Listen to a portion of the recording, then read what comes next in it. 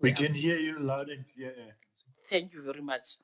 Thank you very much, colleagues, and good morning to everyone. My name is Mzikazi Nduna. I go by the name Mzi Nduna when you are happy with me, and when you are angry, you can try to remember the full name because you want to be emphatic. So this morning we are gathered here on a very momentous occasion of the Human Sciences Research Council, a very important day in the life of both the Council, the broader scholarly community, the Department of International Relations and Cooperation, and South Africa. I would like to take this opportunity to welcome each and every one of you to this event.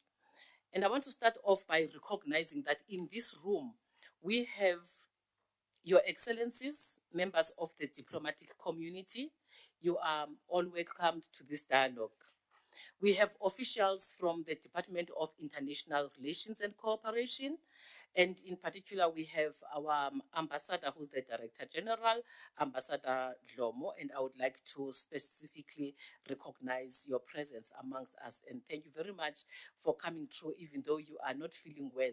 I hear that because the work that they do is international, they went on an international trip and they all caught flu. So if the team that is with Ambassador Dlomo is not well, please understand that.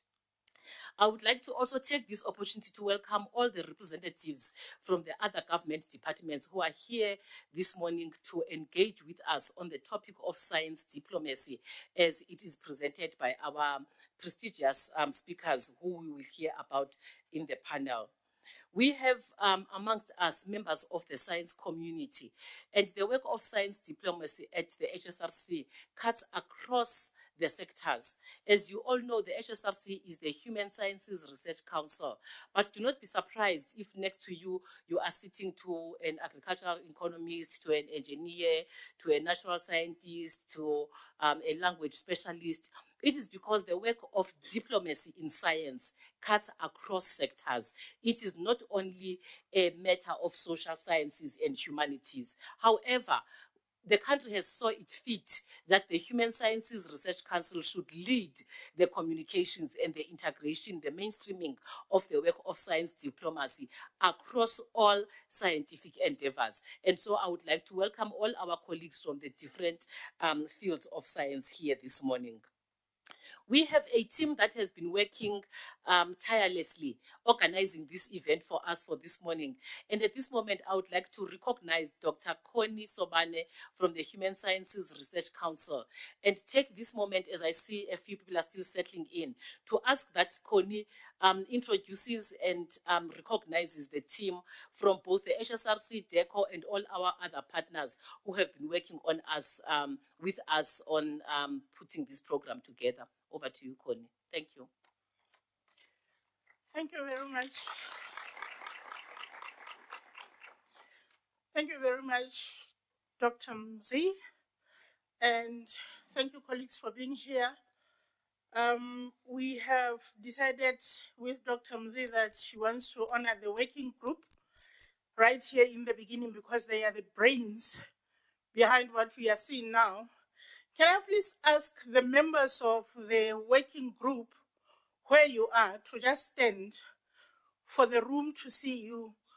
The working group was constituted from by people from the HSRC, our insight team, Lumka Luzipo, Mamel Lotawani, Emmanuel Rampele, Tato Hatima Dumo, and we also had members from the CSIR and SDCfA.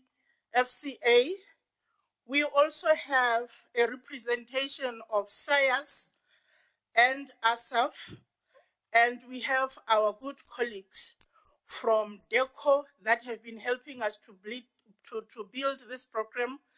We also have members of academic partners from different universities, the University of Pretoria.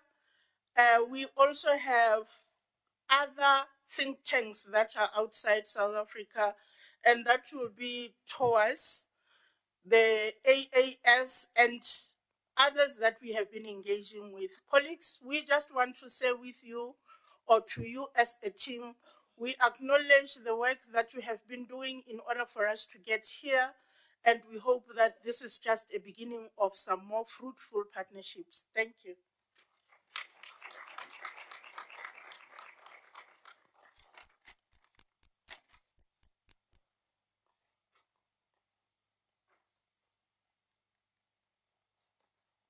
Thank you very much, Dr. Sobane.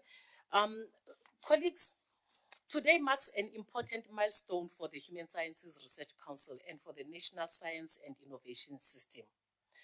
This convening gives an appetizer to the science diplomacy work of the South African government, which is hosted at the HSRC. As part of this work, the HSRC has initiated a research hub on science diplomacy. You will be receiving notices about the activities of the research hub. And I'm just going to give you a brief overview of what this research hub will be doing. Very soon, the Research Hub will host a hybrid 10-day summer school. It is the first of its kind. It has never happened before, and we already have received quite a few applications to the summer school. Later in the program today, I will ask Dr. Sobane to come back and just give an overview of the curriculum of the summer school. And the summer school is open to the representatives of your diplomatic missions as well as the scientists, because it is aimed at getting the scientists and the diplomats to sit in the same room and to talk about the darndest things that we do when we are together. So this will be happening in Joburg. As part of this Science Hub as well, the HSRC will be hosting a series of other scholarly events. These will include seminars, webinars. There will be a conference in October, and in the conference, there is a theme that runs through the whole 3 days on science diplomacy. If you are interested also and you are not part of the summer school, you are more than welcome to actually attend the conference and benefit from the conversations around science diplomacy at the conference. There will also be activities that we host that lead to publications. The HSRC houses HSRC Press. Some of you might be familiar with the HSRC Press. We publish the best read books. We publish journals, including our famous Africa Insight, which you might know as part of our ASSAf program. So there will also be opportunities for you, for your colleagues, and for other scientists who are not in this room to write from their work and publish with the HSRC. And we would like to invite you to please consider doing that. Together, all of these initiatives that are part of the Science Diplomacy Hub are aimed at providing a vehicle for addressing Africa's complex challenges, from climate change to inequality, from health to technological development. And at the heart of the Science Diplomacy Hub at the HSRC is a powerful idea that research, diplomacy, and policy must be better connected if we are to build a more equitable and sustainable future. The HSRC is honored to lead in this endeavor, but we do that as part of the wider community of knowledge actors represented so strongly in this room today and online, spanning government, academia, civil society, and the diplomatic community. And this coming together of these different sectors is testimony that science diplomacy cannot be the task of one institution alone. So this workshop today is not only an appetizer to what is about to come, but also an opportunity for us collectively to shape the future of the Science Hub at the HSRC. The long-term vision of the HSRC with this work is clear. It is to strengthen Africa's voice and agency in the global knowledge landscape, to promote partnerships that are not only impactful, but also equitable, and to ensure that science diplomacy contributes tangibly to Africa's development agenda. And when we do that, we locate Africa, of course, in the global majority, the global south, as well as in the rest of the global community. So, colleagues, as we begin this dialogue, let us embrace the opportunity to build bridges, bridge bridges between science and policy, between South Africa, Africa, and the world, and between knowledge and action.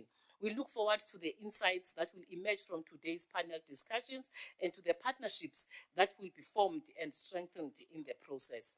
So it is now my privilege to declare this dialogue officially opened. Thank you.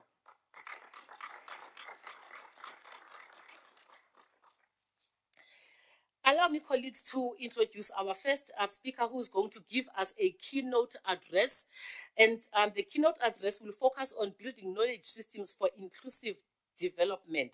And this will be from Mr. Dan Dutoit, who is the Deputy Director General at the Department of Science, Technology and Innovation. Please, let's put our hands together as we welcome the Deputy Director General. Thank you.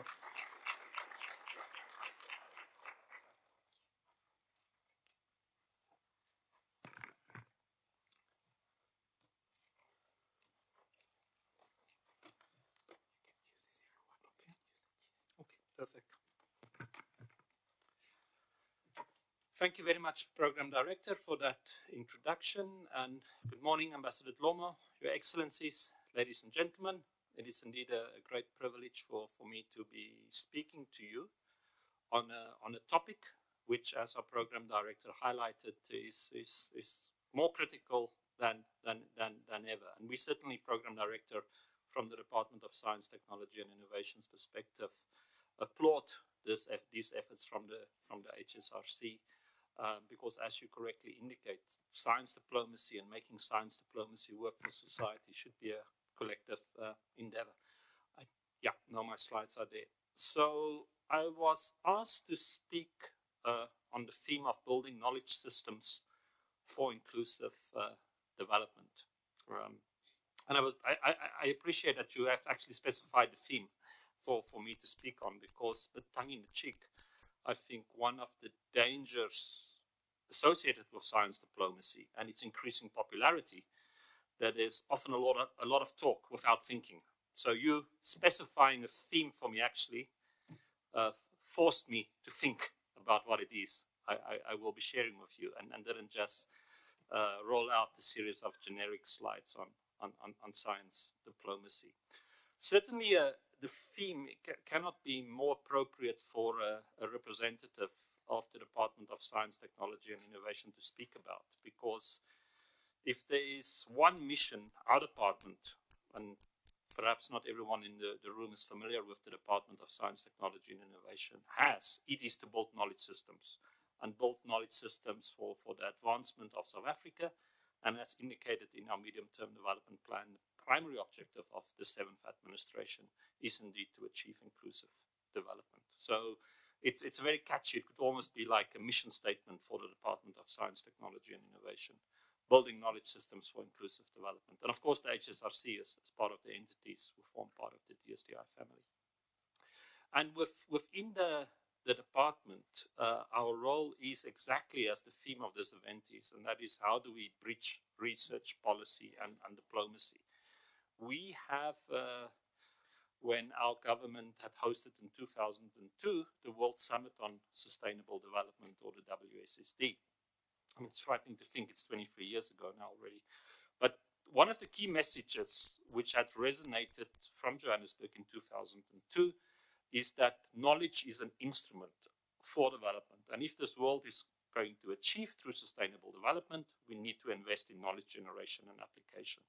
And knowledge and science is not only a reward, a privilege for the very few. So it does matter. How is knowledge, however, produced? And I will try and steer away from using too many policy jargons in this address, specifically science policy jargon, because there's a lot of that.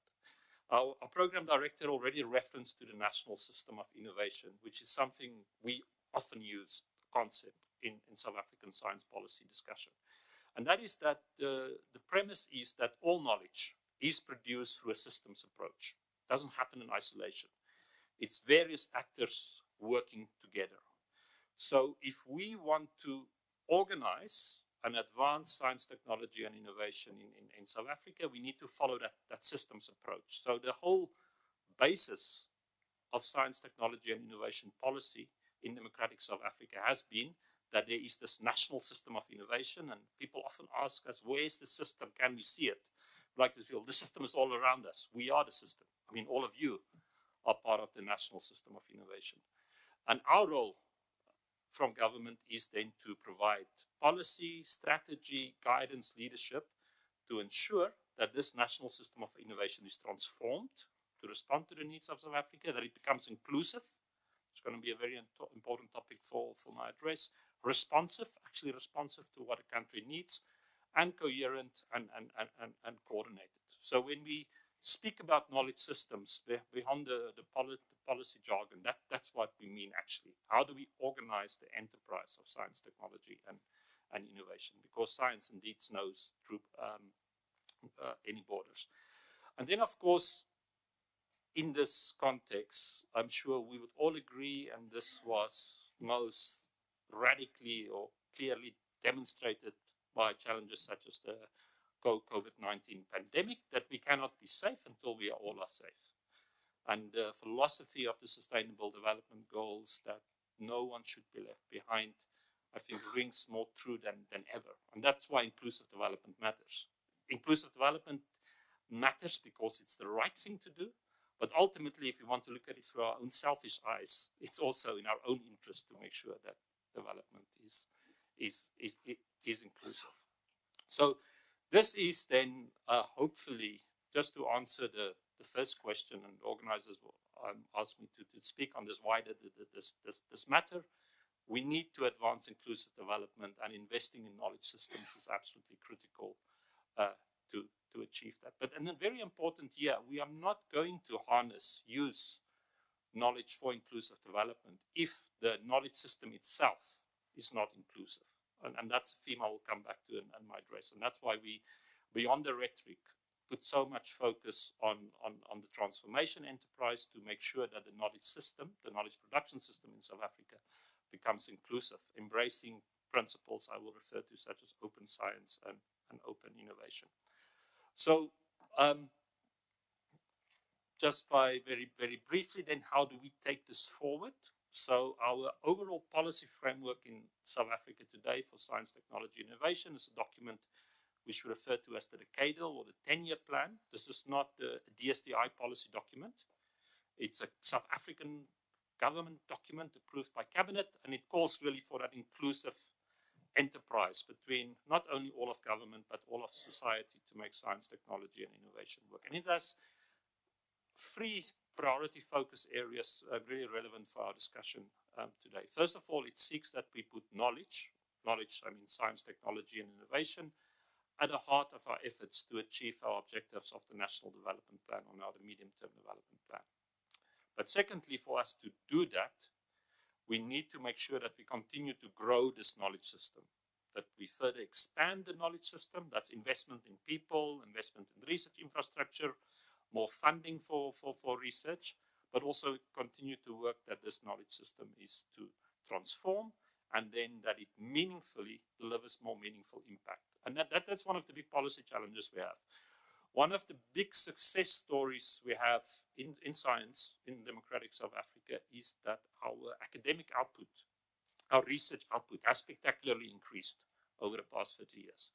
For those of you who work in science policy or familiar with it know that the metric which is often used is publications, not just any publications, publications in peer-reviewed international journals, and then what the impact of those journals, the articles are, how often are they cited, etc. And in several disciplines, South African scientists are doing extremely well. I mean, to use the sporting expression, we're often punching above our weight for a country of our size. So that's a success story. What we have, however, not done is to, even though there's some success stories, not sufficiently use that knowledge, translated that knowledge, turn that knowledge into new products and services, which makes a difference in our economy and our society. That indeed is it's a global policy challenge. It's not unique to South Africa. We call it the innovation chasm. The Europeans call it the European paradox because they've got huge number of Nobel Prize winners for science on the one hand, and then very few successes in terms of tech commercialization. So that for us is a policy priority in this administration, and that is to how do we turn this very strong science base through the process of innovation into a vehicle for growth and development. But equally important, and it comes into the theme of this intervention, is that the decadal plan calls for deliberate focus on expanding and a more strategic focus on the internationalization of our national system of innovation. through science diplomacy. So then, how do we make sure that we build a knowledge system for inclusive development? And I really want to focus here on a policy concept which we often use in South African government, often or perhaps sometimes only speak about it and not do enough about it.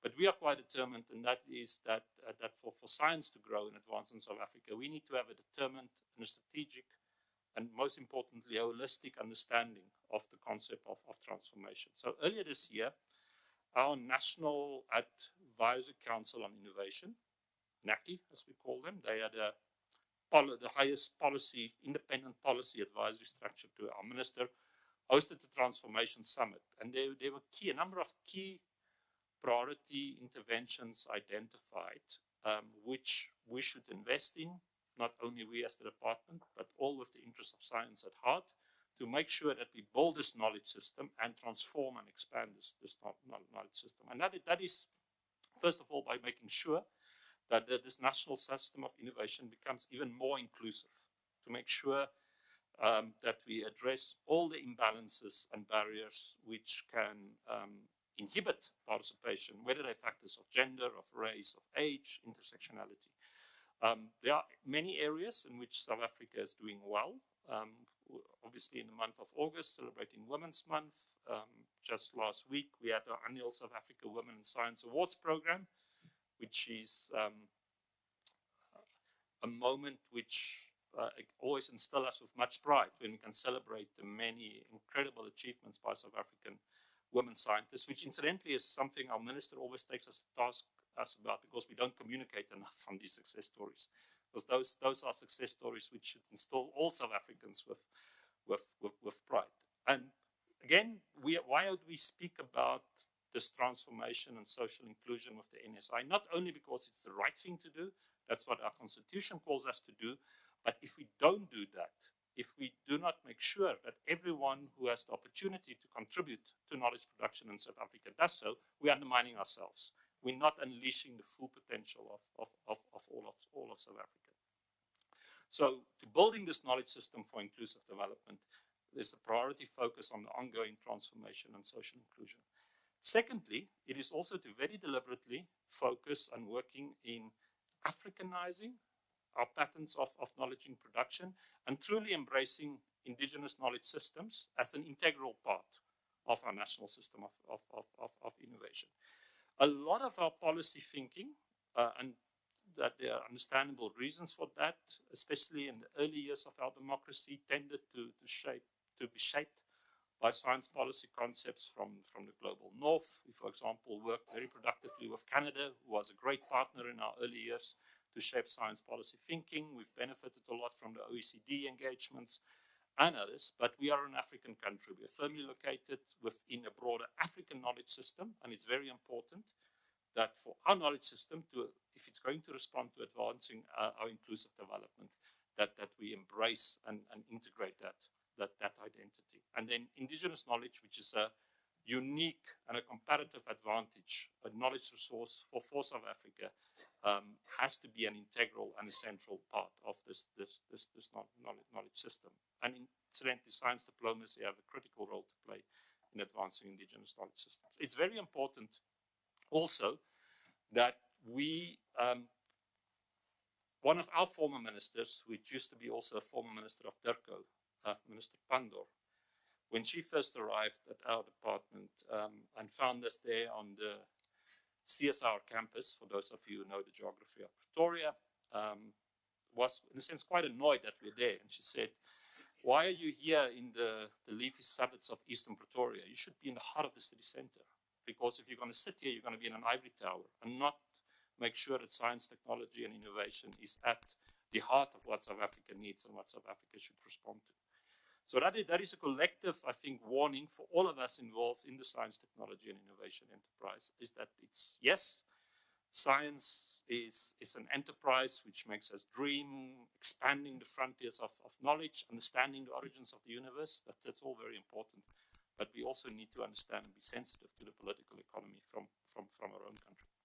The other important part in this enterprise, if you're going to build a knowledge system which advanced development in South Africa, as I've said, it has to be an all-of-society enterprise, and that means we have to continue to reinforce public trust in our national system and innovation in science. South Africa, it's an area where we do relatively well, but not something we can take for granted. If, for example, we look at how in other regions of the world, the introduction of new technologies have been hampered by overregulation. I mean, the biotechnology is a clear example. We have found in general that various surveys have demonstrated that South Africans, by and large, do trust science, value science, and understand the role science plays in society. But at the time, and colleagues at the HSRC is doing a lot of work on this, on public perceptions of science in South Africa at a time where through social media, other vehicles, a lot of misinformation, including about science, is spread, when the science enterprise in many quarters of the world is actually under threat. It's very important that we continue to work at reinforcing and building this trust of our broader society in science, and make sure that everyone feels themselves concerned by the enterprise of science. I mean, the last thing, or rather the stereotype we always speak about, what we want to destroy the image that science is for sort of crazy white guys with beards in a lab coat. That's not what science is about. Science is by all and for all, and that is an enterprise we should consistently work about. We also need to continue to work at a cultural transformation within our national system innovation, including, if I may say so, almost a sense of patriotic duty about how we work together and harness science for South Africa's development. I see our friends from the Ministry of Science and Technology at the Chinese embassy here, and that's something which always struck me when I have the privilege of visiting China, about that determined, enthusiastic commitment of the system to advance their national goals. And then the way science is being produced, including because of the impact of disruptive technologies such as artificial intelligence. I mean, that is changing. I mean, that means also the rule setting for science is changing. And you would all have followed there are lots of debates in the media. Universities are grappling about the use of AI in various education programs. So the way we're doing science is constantly changing. And what is absolutely critical, that the global rule setting for the way science is done, that not only be decided by a select few, but that there is a very strong African, global South input into that. At the same time, it's not to be scared, it's to embrace these technologies. As I said tongue in the cheek to one of my colleagues the other day, if you don't apologize for using AI to do this work. I mean, if you didn't, you would have been in trouble, because you could have done it in 5 minutes, which would have taken half a day otherwise. So it's about being positive, but it's about understanding these technologies and using them in an appropriate way. So these are a critical policy challenge for us, change the way the knowledge production is being changed. And then, in terms of international relations, if we look, for example, at our networks, and we measured it, majority of South Africans' knowledge partnerships still tend to be the global with the global north. There's a significant increase in global South partnerships, notably through BRICS, in African, Pan-African partnerships, but this needs to be advanced more deliberately. I mean, one of our big worries is, for example, that there's hardly any mobility from South Africa to other African countries for students. So we're not going to build an African knowledge area if the first networks of our scientists and our next generation of scientists are not on their own continent. I mean, the enterprise of the European Union, some can criticize it, but it cannot be denied that over the past decades, Europe has achieved a lot in regional integration, with many successes from which their citizens benefit. But one of the building blocks has been the education programs, inter-European mobility. As I'm sure many of you know, hardly anyone graduates in Europe if they have not spent at least an Erasmus a year or a few months in another European country. And certainly for a lot of my peers and professionals I've engaged in Europe, you can sense they think of themselves as belonging to this European Union. So we need to do that in Africa, but we're not going to achieve that if we, from a South African perspective, not have much greater mobility from our next generation of scientists spending time in other African countries, knowing their own continent, develop their networks there. And then something which I will conclude with, we don't happen, this national system of innovation of ours is not in isolation from what happens in the rest of the world. Geopolitics is changing all the time. I mean, it's an area we work very closely with DIRCO and the teams, Ambassador Lomo and others. Ambassador is, I won't give any specifics. And by the way, I didn't put any government logo on these slides. I just used a generic PowerPoint template so that even as a government official, I cannot divorce myself from my identity. But this is not like an official presentation with official views, in case I say something which I shouldn't be saying. But the one example, Ambassador, which, without quoting you, but you would be able to associate with what I'm going to say. I mean, there's, like we all have different WhatsApp groups, so there's one WhatsApp group which has different government officials in dealing with a geopolitical issue. And more than once, I've woken up to look at this group, and then I want to say to myself, why is DIRCO spreading fake news? This cannot be true. I mean, they must check their facts. And then it's always true. So no one can actually predict what tomorrow brings. I think we all know that this is truly the age of unpredictability. So to go to the third and last part of my intervention then is that we agree that we need a knowledge system, hopefully, to achieve inclusive development. We need to invest in a very deliberate transformation to achieve that inclusive development. And to do that, we need to embrace and work much more concertedly on science diplomacy. And that will be my last section. So what is the role of science diplomacy in this area? And I thought I should start by just asking an obvious question, but a very critical one, which those of you who engage with me know I always speak about. And that is that I'm sure if we will go around this room and ask for the definition of science diplomacy, we will have 56 odd definitions. And that's not wrong necessarily. But part of my worry has been, and we've seen this in the science policy domain over the years, that it's become a buzzword. You know, there's a lot of talk, a lot of excitement. Everyone loves science diplomacy. And HSRC, we applaud and support everything you do. So this is not, but the worry would be that there are any number of training programs, opinion pieces, etc. But how does that actually translate into the real world, and what difference does it make?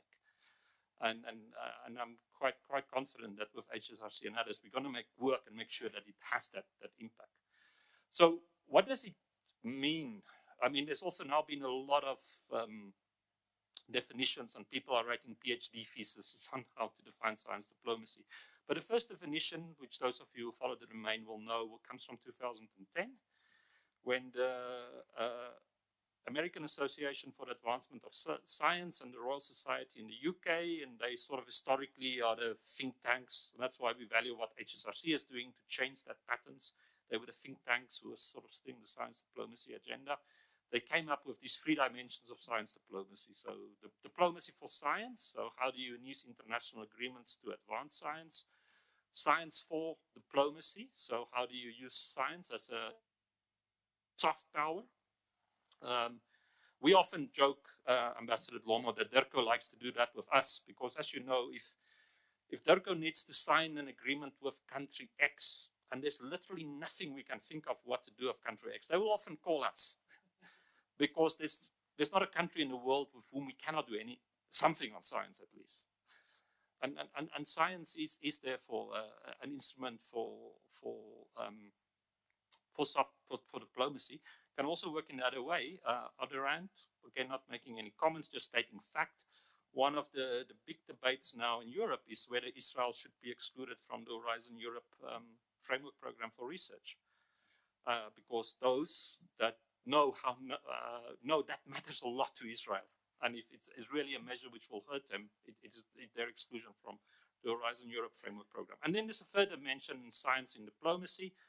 And here I would just state, I'm sure we all agree, that there's hardly a matter on diplomacy today, whether it's climate change, energy, critical raw materials, AI, nuclear non-proliferation, which is not science intensive or has science content. So science is really at the heart of international relations.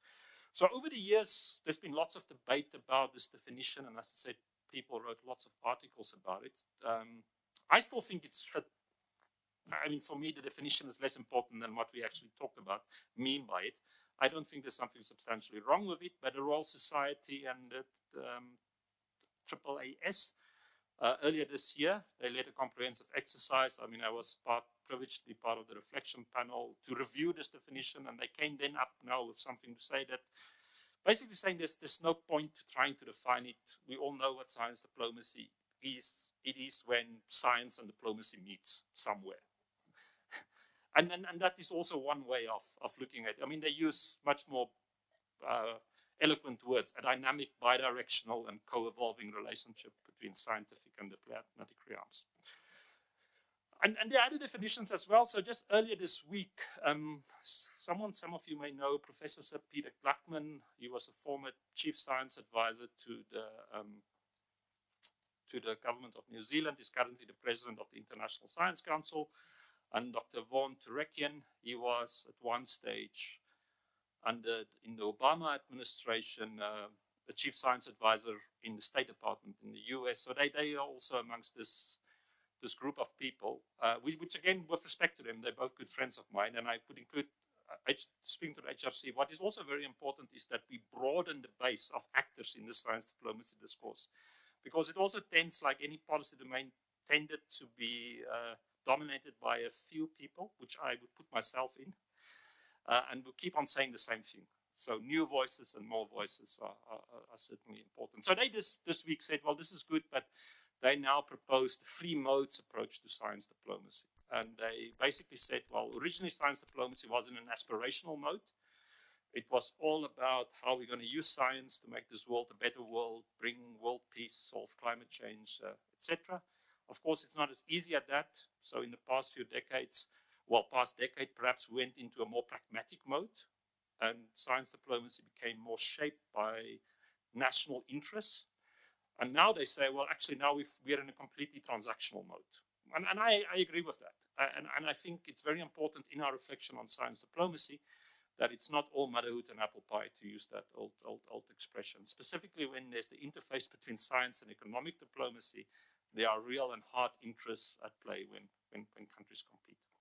So then just some reflections on what science diplomacy is, but what is the role then for science diplomacy and the work HSRC and all of you will be doing to achieve this objective of inclusive development. And I've just used this framework, the original 2010 definition. So first of all, diplomacy for science.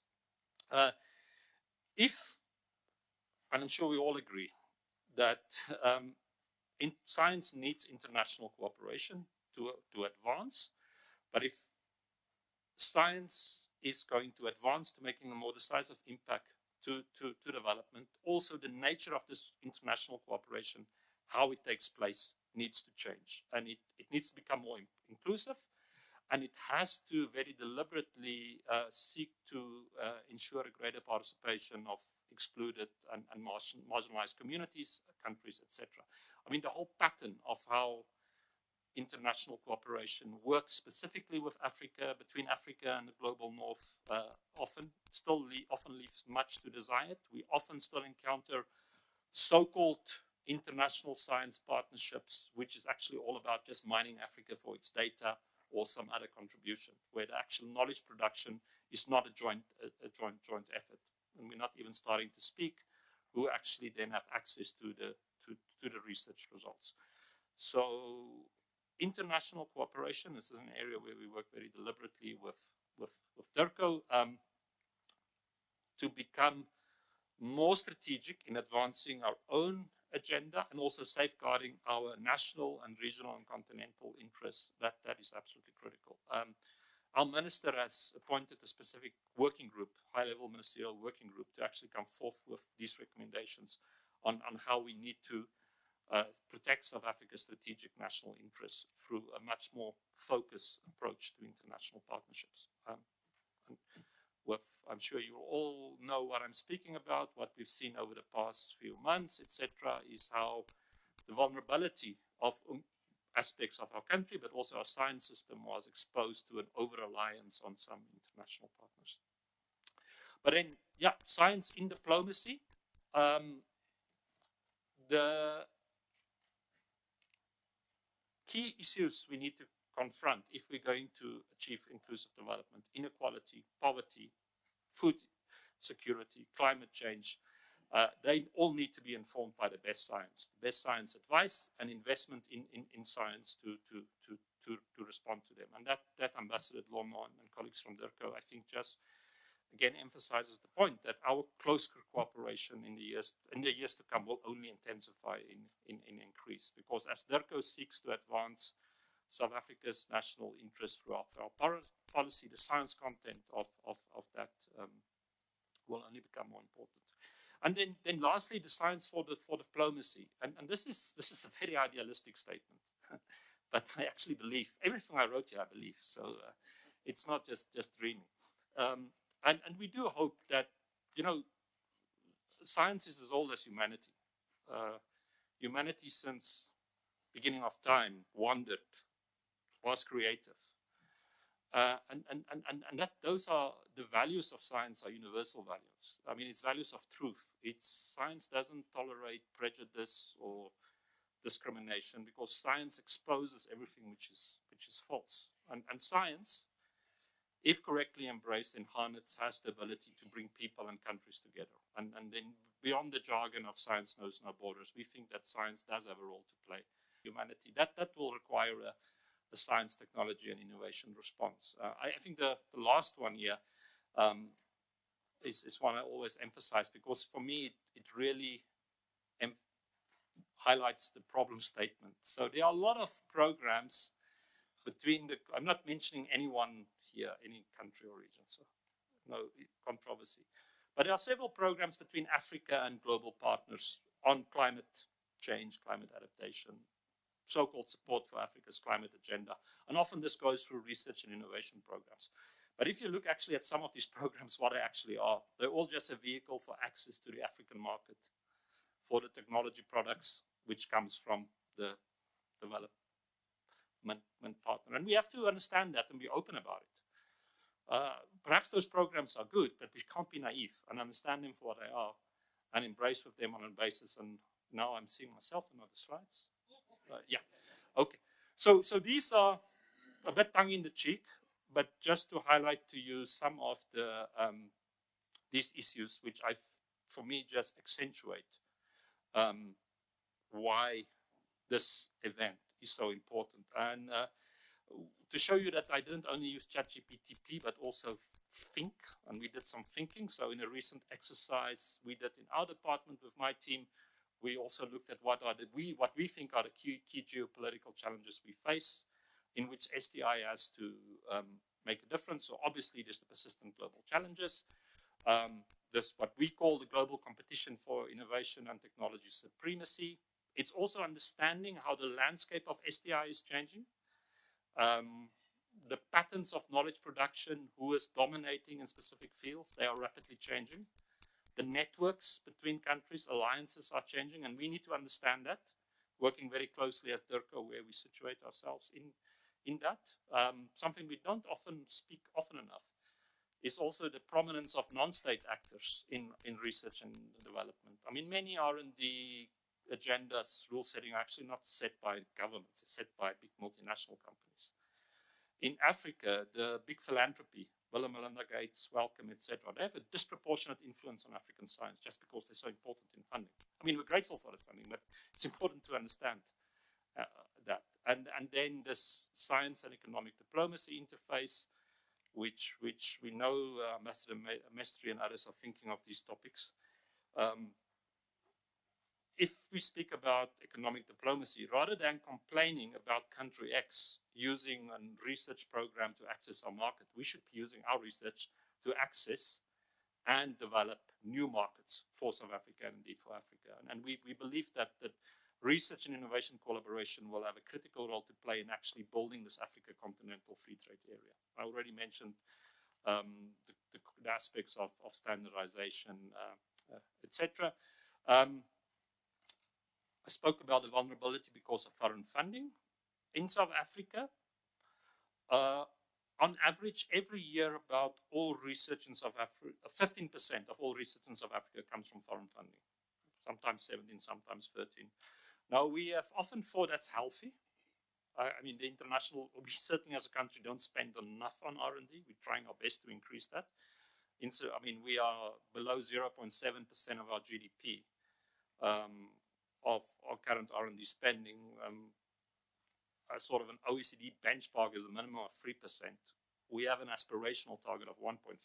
So we need to do a lot of work ourselves. And I mean, there's a lot of work trying to do that, but we all know the difficult environment we currently have for public finances. So international funding is important, and we sort of think 15% is a healthy factor. But if that 15% is in the wrong areas, and you do not safeguard your own ability and sustainability, that is a big risk. What we've also seen with a weakening support for multilateralism is that a number of big global science partnerships actually are under threat because major powers are disinvesting from these partnerships, and that we will suffer humanity is going to suffer long-term consequences for that. And it's not only the funding and support for that, it's also the custodian of what should be global science resources like data sets, etc. We have a unique window of opportunity. Earlier this year, the African Union adopted its new 10-year strategy for science, technology, and innovation, EU science. So that's the positive, but however, we are not yet coalescing, working together in advancing that agenda. And we also know that a strong African own agenda also gets undermined by others whose own vested interests that do not say. So Ambassador, I'm sure I'm not saying anything politically incorrect, but and apologies for those who've heard me speak because I always say this, but it's a very important point. And it's facts, so I'm not. For me, one of the saddest things in my career is when I go to Addis Ababa to an African Union meeting where we talk about AU science, technology, and innovation programs, and they're all donor funded. And that's not, I'm not disrespecting the donors. We're grateful for their support and solidarity, but that reflection on my own continent, that we cannot meaningfully take charge of our own agenda. There's no reason we shouldn't be doing that, because otherwise nothing will change. And that really for us is a major focus on how we advance the African agenda, is starting for Africa to make its own investment. And then the global security agenda that is dominated by SDI. Sadly, also on our own continent, I mean the conflicts, whether internal, external, they are technology dominated now, and we need to understand what that means. So to conclude, just some final thoughts. As it's Women's Month, I wanted to recall Abigail Adams, who was in the US in the late 18th, 17th century, and one of the first advocates for women's rights. And she then spoke about the government's ambitions of the times. We have too many high-sounding words and too few actions that correspond with them. So when we speak about science diplomacy, it's very easy. We can do presentations like I do for the whole day, but what matters really for us, it's how that translates into action. And then Warren Buffett has the NOAA rule, where he says it doesn't predicting rain which matters, it's actually building arcs. I'll disagree with him because we believe in science and information to inform policies. So you shouldn't just build an arc if you do not have reliable information that the rain is coming. But there's no point in having the information and not doing anything about it. I mean, this is a big theme for us as statistician general. We always say, they give us the information, but what are we as a government doing in actually responding to what's happening in our country based on the science? So I think the statement about the role science diplomacy should play to work towards this objective to which we all agree to, and that is inclusive development, is very clear. What matters now is how we translate that into action. Certainly from the department, we, as I say, HSRC is one of our entities. We enjoy partnerships with all of you, and we very much look forward to continue this collaboration. We created a few years ago the Science Diplomacy Capital for Africa platform, also as a vehicle to just bring all these initiatives together in a coordinated manner and provide support. It was based on the premise, and we actually copied that, and I'll conclude with this. It shows that in science, sometimes you copy, but you adapt. Geneva did the same. They said that Geneva is a multilateral hub, but it's also a science capital, the likes of CERN, etc., the strong Swiss science system. So they created the Geneva Science Diplomacy Anticipator. And we said to ourselves, well, in Pretoria here, we've got one of the world's largest diplomatic communities, which is also the heartbeat of the South African science system. So let's bring those together to make sure, as the colleagues from HSRC have said, that we really contribute an African debate, elicit an African debate, but also create African thinking into ways science diplomacy is shaped and governed, and also then support partnership in these areas. So thank you very much. I certainly enjoyed speaking to you, and I hope some of what I've said was of use and of interest. Thank you very much.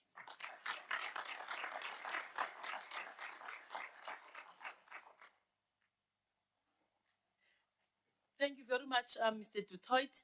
And as I allow our esteemed guests to gather their thoughts and pen their crisp, short, to the point comments, suggestions, and questions, I want to acknowledge the few things that you have mentioned. You have reminded us that the science that we are talking about today is a science of transformation, and that is very important for science diplomacy, that we seek scientific endeavors and collaborations that are transformative and that will also result in transformative projects. And that is very important, Mr. du Toit. You've also reminded us about the importance of mobilizing home resources.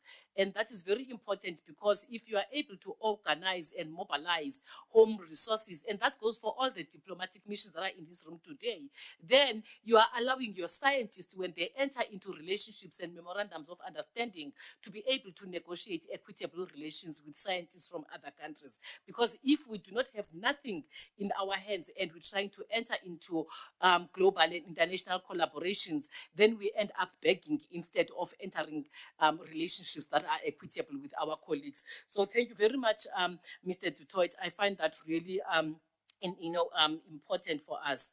Also, the use of knowledge and turning knowledge into products and systems that can be utilized. It speaks more to your last point. You had 3 important points on science, and the last one was that science diplomacy is now transactional.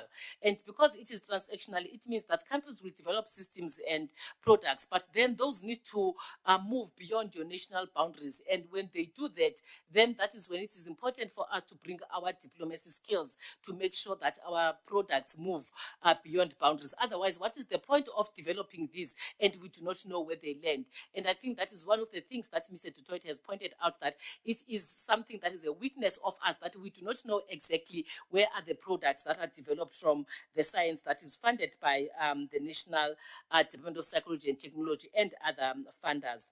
So without wasting time, I'm going to give at least 3 comments from each side of the room. I am right-handed, so I'll start from my right side so that I don't confuse my brain. And I already see that there is a hand from my right side. So I'll take 3 hands here, very short, straight to the point. Then I will move to the left side of the room. And then we will allow Mr. du Toit to comment on those comments. If we do not have answers today for all your questions, colleagues, please remember that this is the beginning of the conversation. And we will note this, and as we continue with these seminars, we will definitely make sure to bring the answers. And collectively, we are also responsible for thinking through some of the answers to the questions that we have around science diplomacy. Thank you very much. The room is full. People online, I don't want to forget you. It is the time of AI, and so we cannot move as if we do not have people who were born after technology. We acknowledge you. So when I'm done with the people on my left, I'm going to go to people on the screen, and we're going to ask our colleagues from the IT section at the back to help us if there are any comments on the chat box, but also if there are any hands that have been raised so that we can take at least 2 or 3 comments from the colleagues on the on the online platform. So we will proceed in that fashion. Thank you very much. I will allow also for each speaker who asks a question or makes a comment to briefly introduce yourself so that when Mr. Dutoit responds, he can respectfully refer to you by your name. Thank you very much. Please go ahead. Thank you very much, Program Director. My name is Lesetja Moroba. I am the Deputy Chairperson of the BRICS Business Council Manufacturing Working Group. I'm the Director of Aerospace, Maritime and Defense Industry Association, as well as ZARI-Space, which looks to coordinate South Africa's space industry, amongst other roles. We have a fundamental challenge in that the process of value creation, including that of knowledge management and its general creation, is not equivalent to that of money creation. And I think this is something that we need to concern ourselves with, that if there's a disproportional weighting on the monetary system, but it doesn't acknowledge the process of indigenous knowledge, as well as how we build off of that, make products that actually make impact to be able to develop nations, then what are we actually doing? And to this end, I would suggest perhaps we look at the accounting practice and how we engage in terms of International Accounting Standard 38, and how these ecosystems in terms of science diplomacy and economic diplomacy and trade diplomacy find each other. It cannot be that this golden thread doesn't exist and we keep talking past each other. How do we resolve the fact that value creation is not congruent with money creation? Thank you. Thank you very much, Mr. Makgoba. Any other question, comment, suggestion from this side? Okay, I'm going to move to the left side of the room and see if we have any comments. I see there's a movement. Is that a movement for a comment? Not yet. There is one there. Please go ahead, Mr. Sodi. Good morning. Thanks, Mr. Dutoit, for the excellent presentation. My name is Tuleni Sodi. I am from University of Limpopo, a professor of psychology and research chair in mental health and society. I liked the comment that Mr. Dutoit made about the Erasmus mobility instrument in Europe and how that instrument has helped to facilitate the development of Europe, in the sense that many researchers, many scientists in that part of the world are able to move from one country to another. And he then indicated that it would be wonderful to have such an instrument in the African continent. And later on in his presentation on the key geopolitical challenges, he did mention the vulnerability that we have as a continent because of our dependence on foreign funding. Now, my question is, if we have to follow that example, which I really feel is high time we should do that as a continent, if we have to have something along the lines of the Erasmus Mobility Instrument, who is going to fund this in our continent, given this over-reliance on handouts as African governments and institutions? Maybe that's something that we need to think about. Thank you, Prof. Sodi. Thabo, can I get an indication of whether we have a comment or a question online? All right, thank you. I'm going to allow Mr. Dutoit to take the two comments from Mr. Makgoba and Professor Sodi. Thank you. Thank you. Thank you. First of all, good to see you, Lesetja. So yeah, you define a problem statement which is very pertinent, and it underlines that when we think about science, technology, and innovation and its impact in society, we need to also do that through an economic policy lens, which is something we've not done enough or deliberately. A bit tongue in the cheek. I mean, we are also not tongue in the cheek. I mean, when you say tongue in the cheek, there's always some truth behind it. So, but we are constantly thinking of our role in the broader system of government. And also when we think of our role, it means how do we organize ourselves and what are the type of skills we need. And what you have spoken to is an area we have definitely identified. And to put it bluntly, there would need to be far more economists also working in our department to exactly deal with those dynamics you have spoken about, because the innovation policy ultimately is economic policy. So, and then how you spoke about the accounting standards, etc. We need to invest more in our own ability to generate the knowledge, the scientific knowledge, to empower us to participate in those debates and make the rule changes. So one of the main funding instruments we have for supporting research in South Africa, and perhaps some will be aware of them, is the South African Research Chairs Program, which is significant funding the National Research Foundation allocates to leading researchers to establish dedicated research groups at our university. So this area, and how do we contribute to Africa's industrialization? How do we actually support the implementation of the Africa Continental Free Trade Area? How do we make sure, for example, that the indigenous knowledge systems, the knowledge produced there, is actually benefiting those who produce the knowledge, and that the country has also benefit. That requires economic policy thinking. So I don't have an easy answer for you, but that is to say that is very high on our policy agenda. Within the margins of the G20, there's, for example, a dedicated series of meetings on the bioeconomy. South Africa is building on what Brazil started on the bioeconomy.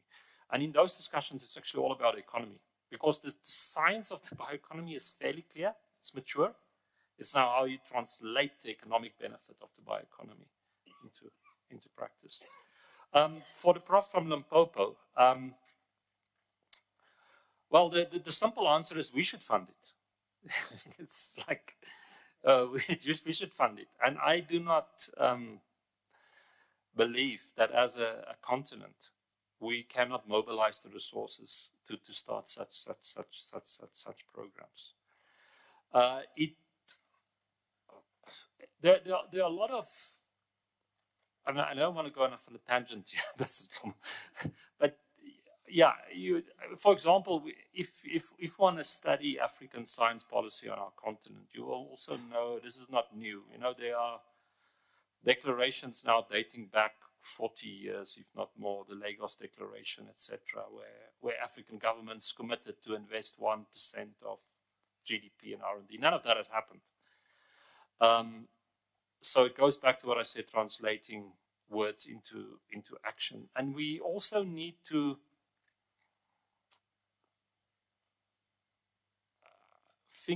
start trusting ourselves and the institutions we create. So, for example, there is a decision to establish something called the African Education, Science, Technology and Innovation Fund, which will be hosted at the African Development Bank. We should be funding programs like this, but I think 1 or 2 countries has made pledges, but no one has actually transferred money there. So it's also entrusting, and I'm always the first defender, because we tend to, and I'm speaking very frankly, I mean, when we go to AU meetings, then member states often tend to criticize also the African Union Commission, the officials working there. And they say, oh, we can never get hold of them, they're always in Brussels, X, Y, or Z. But the reality is they are there because we as AU member states also don't give them resources or support them. So I think that's why I say we should be also trusting these institutions and programs we create, and then make the decision that as the members of the AU, we're all going to start sending a small amount of money to Addis Ababa, surrender perhaps our own national control, but keeping the governance through the appropriate and start implementing these programs.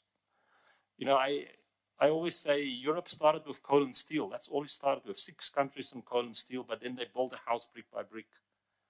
And that's what, if we could have a truly Pan-African program, which in the first year supports 30 students, that would be a massive game changer, because it will just be a catalyst for things to grow from that. And I think that is part, also in a sense, speaking to myself, is sometimes we try and already see the massive program there, which is too big, and we'd never get there, instead of just putting the building blocks in place. And of course, nothing I said should be in any way seen as negative against international cooperation and collaboration with any international partner. That is. Lomo did not do that. She did not leave a scarf on her chair so that we think that she did come to work. But Lomo did come to work. However, colleagues, she has excused herself because she is not feeling well. And between her and her colleague, Ambassador Anesh Maestri, they have agreed that Ambassador Maestri will speak on behalf of herself. But she is here, colleagues. We see her in her scarf. Thank you very much. Over to you, Ambassador Maestri.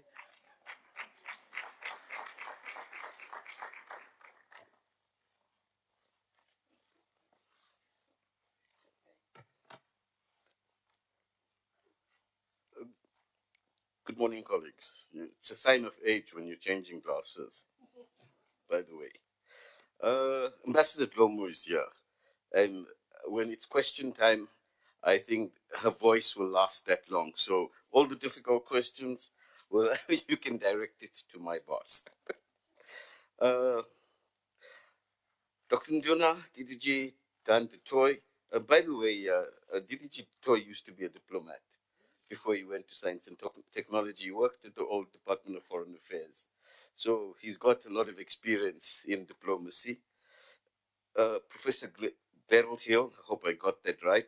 Your Excellencies, High Commissioners and Ambassadors, ladies and gentlemen, distinguished guests, esteemed colleagues, especially those online, welcome to the Oliver Tambo building, the home of South Africa's diplomacy. I want to insert a caveat in all of this. Diplomacy is our core business, but we work with all departments to achieve this. And we work very closely with all departments. We just don't go to departments when we need to sign MOUs. We generate a lot of agreements in consultation with them. And the second caveat is, given what's happened in the news recently, and as a diplomat, I'm going to read from a script. I'm not projecting anything, so you won't see the South African coat of arms or DIRCO's logo, but I can assure you this is a diplomatic script I'm going to read you. In his book, Superconvergence, Jamie Meltz outlines in fascinating details how genetics, biotech, and AI revolutions will transform our lives, work, and the world. Indeed, scientific endeavor has formed the basis of human civilization as we know it. Meltz notes, in a very short order, we humans have gone from a disparate band of roving nomads to a global species with awesome power to recast life, engineer intelligence, and to remake much of our planet and potentially other planets, without developing a global consciousness or the politics to go with it. And that is very telling, because we have gotten to a stage where it's clear that science and innovation, nationalism is here and it's growing, and it is a seriously worrying trend in the global order. Ladies and gentlemen, it's an honor on behalf of Ambassador Dlomo to address you here today on this very important and rapidly evolving disruptor in the world of diplomacy, that's science. It's been around for a long time, but its impacts are more telling in the current climate. I use the word disruptor in the most positive sense, because the impact of technology and science innovation on diplomacy is having untold impacts on the way we frame and conduct our work in the international arena. That said, Meltz notes that we need to pursue scientific discovery and innovation for the global good. He challenges the world to create a normative approach in which all of humanity must benefit from scientific endeavor, not just for the pursuit of unadulterated profit for a few, but for the good of all. In the global discourse that engages diplomacy, the debate on ethical, transparent, responsible, and accessible innovation still tempers on. And that is very important. The intersection of science, diplomacy, and international cooperation has become a key objective in the practice of diplomacy. Several foreign ministries have now appointed science advisors and have created science and technology units. The trend is visibly growing, not only globally or in the global north, but also on the African continent. This is being taken seriously. In an increasingly interconnected world, the imperatives of global peace, sustainable development, and human security demand focused diplomatic engagements that are truly encompassed through opportunities and the transformative power of science, technology, and frontier technologies.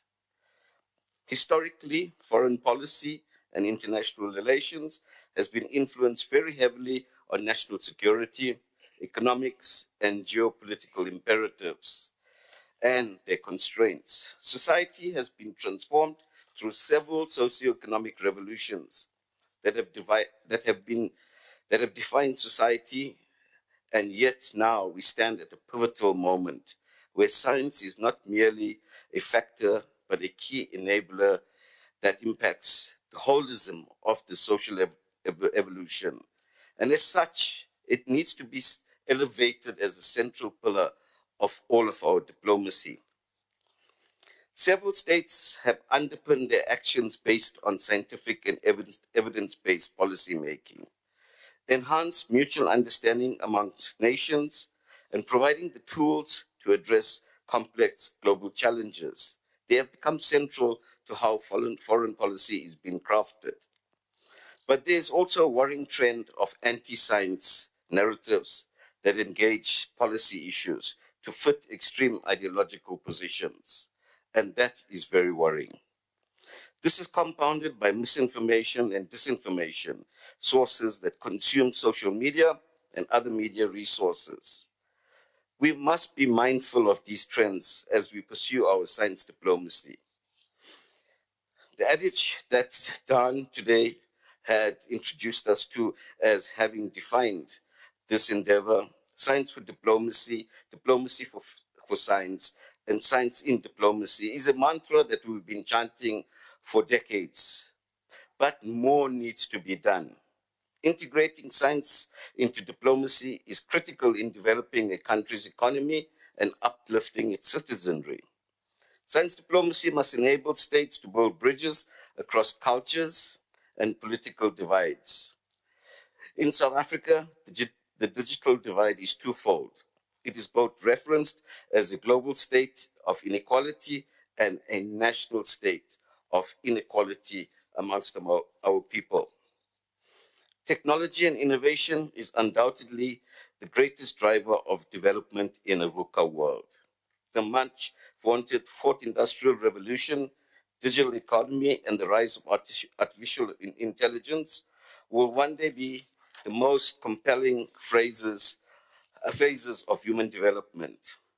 African states must bridge the big digital divide, both on an economic and socio-political level, to be a meaningful participant in this world. This unequal access to information and technology has serious implications for both African global participation and prospects for true indigenous innovation taking root on the continent. There have been pockets of excellence and some good news stories. But for a continent of 55 states and almost 1 billion people, this is not adequate. The rapid development of science and innovation is seeing a new clash of techno-driven civilization. To abstractly borrow from Samuel Huntington, the concept of technology and the technology peasant has become a sudden reality. And the technology overlords are creating a backtrack to capitalism, which Gianni Varoufakis has so eloquently described in his book, Techno-Feudalism, a feudal cloud-driven state of algorithm overlordship and us mortals and as peasants working the digital land. I know that sounds very science and science-based, but also something out of a movie. But if you read his book, it actually paints a very, very, very frightening picture, especially when it comes to science and capitalism. The philosophical message is clear.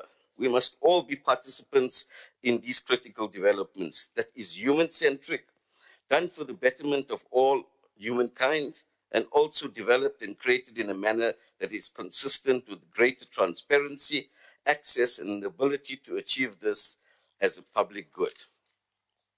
We must foster cooperation in areas where shared knowledge and innovation transcend borders.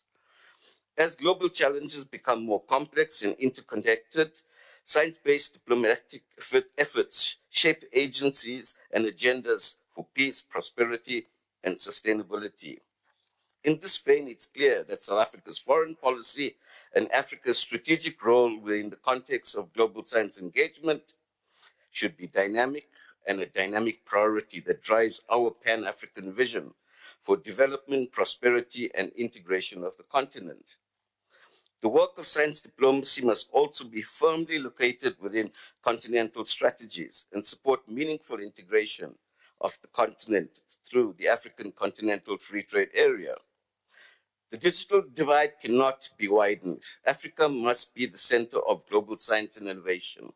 We cannot be merely a resource pit, where the mining of natural resources fosters and drives the development of technology and innovation in other parts of the world. Value addition, incubation of innovation and design, and technology for human-centric development must find deep expression in Africa. We must fight for our right to be in the conversation and strive for the empowerment of our citizens. South Africa as a gateway will continue to be a leading voice for Africa on science and technology. Africa must embrace this paradigm with vigor. South Africa has committed itself to the Science, Technology and Innovation Strategy for Africa 2034 and its implementation framework. It's a blueprint for our diplomatic efforts for the continent in the field of science, technology and innovation. We must lead with other African partners to mainstream the continent's role in developing global normative frameworks that govern and allow for equitable access to this fundamental leap of human development. As Africa mobilizes to harness science for economic growth, public health, and environmental stewardship, South Africa's leadership helps to position the continent not only as a beneficiary, but as a partner and an innovator on the global stage. We're actively shaping frameworks that promote equitable access to technology, capacity building, and knowledge sharing. Let me reiterate that we as DIRCO are committed to supporting all efforts to advance strategic African bilateral and multilateral engagements in science, technology, and innovation cooperation to achieve a shared global economic and social development that's based in Africa. Our foreign policy positions recognize that science and innovation are critical to Africa's development. There remains an acute need in terms of technology transfer, skills development, and the creation of a viable ecosystem for innovation. We advocate for Africa's increased participation in multilateral science agendas, ensuring the continent's priorities, indigenous knowledge systems, and innovations gains are rightfully represented. South Africa has committed its G20 presidency to mainstream and advocate for African development that is driven by solidarity, equality, and sustainability. As a core focus, its work will entail itself through the Digital Economic Working Group the Research and Innovation Working Group, and significantly the Task Force on Artificial Intelligence, Data Governance, and Innovation for Sustainable Development. This is a measure of our commitment to elevating the issues of science and technology as core pillars of our multilateral diplomacy. South Africa's signing of the UN Global Digital Compact is another important milestone in pursuing technology equality and access for Africa and the Global South. We must base our international interactions on the key principle that addresses global challenges, which must be done through collective science-based diplomacy. Attempting to resolve the many global challenges and related issues such as pandemics, the climate crisis, persistent inequality, this demands unprecedented levels of multilateral cooperation. Diplomacy grounded in scientific evidence and mutual respect enables us to move beyond a fragmented national response to collective action. South Africa stands committed to multilateralism that champions science-led partnerships, fosters transparency, and supports inclusivity of diverse voices. We recognize that sustainable solutions lie in shared research, technology transfer, and coordinated policy interventions that both reflect global and local realities. By advancing science diplomacy, we unlock new avenues to confront public health threats, mitigate environmental degradation, and bridge social divides. In doing so, we reassert the ideal that diplomacy and science together are indispensable mechanisms for securing a just and resilient global future. The Department of International Relations and Cooperation, the Department of Science, Technology and Innovation, and the Human Sciences Research Council must work hard and hand in hand to advance science diplomacy as a catalyst for sustainable development and social equity.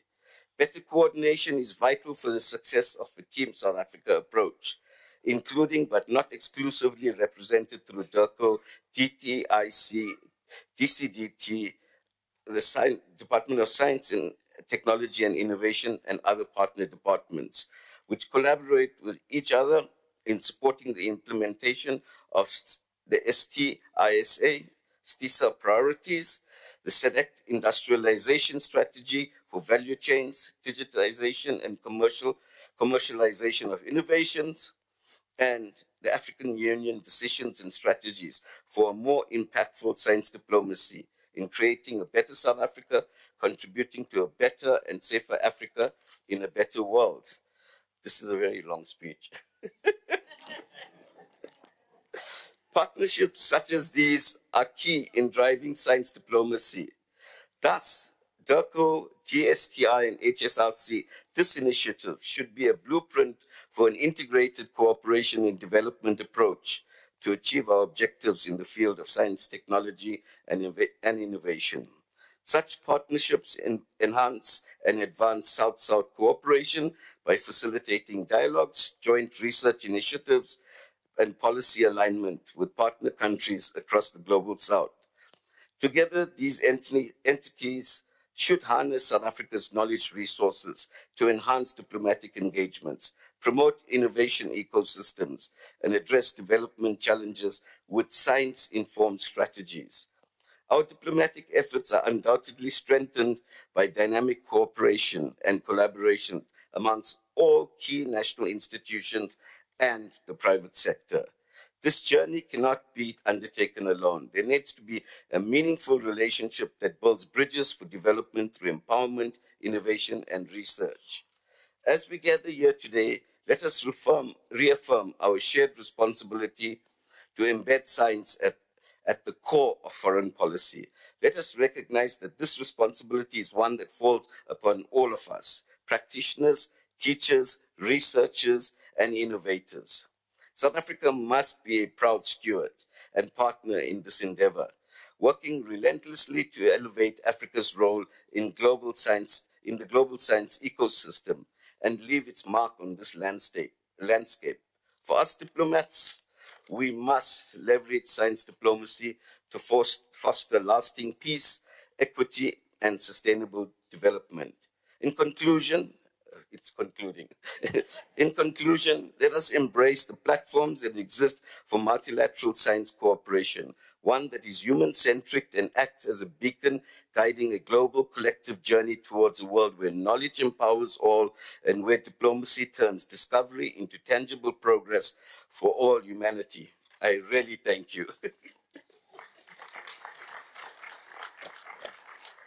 Definitely DDG would have never managed past page 3.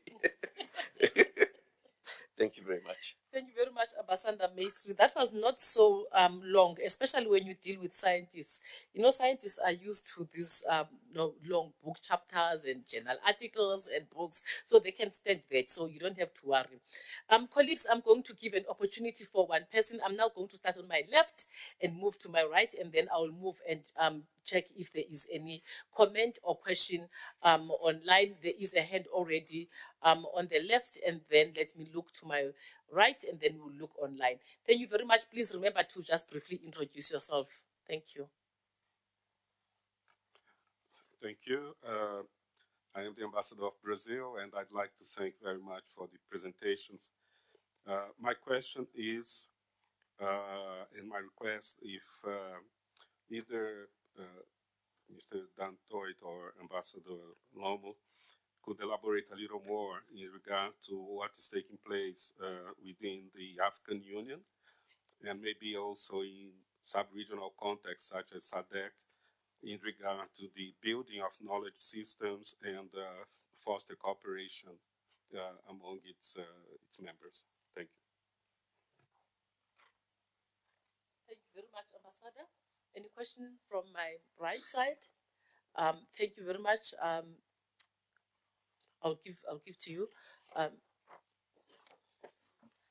Thank you very much, Program Director. In the spirit of anchoring science diplomacy, I would like to find out what mechanism we can potentially use to establish science advisory boards for all businesses.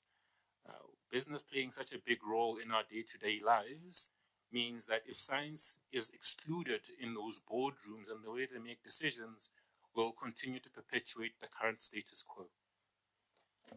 Thank you, Mr. Mahoba. We're going to check and see if there's any comments online. I don't see comments. I see the chat has a red dot. If you could please open and see if that's an indication that there is a comment. And whilst we look at the chat, I'm going to allow Ambassador Lomo and Mr. Du Toit to maybe take the questions. Thank you. Good morning, Excellency Ambassador. If I understood your question was how we can work with Brazil within the context of African Union and SADC.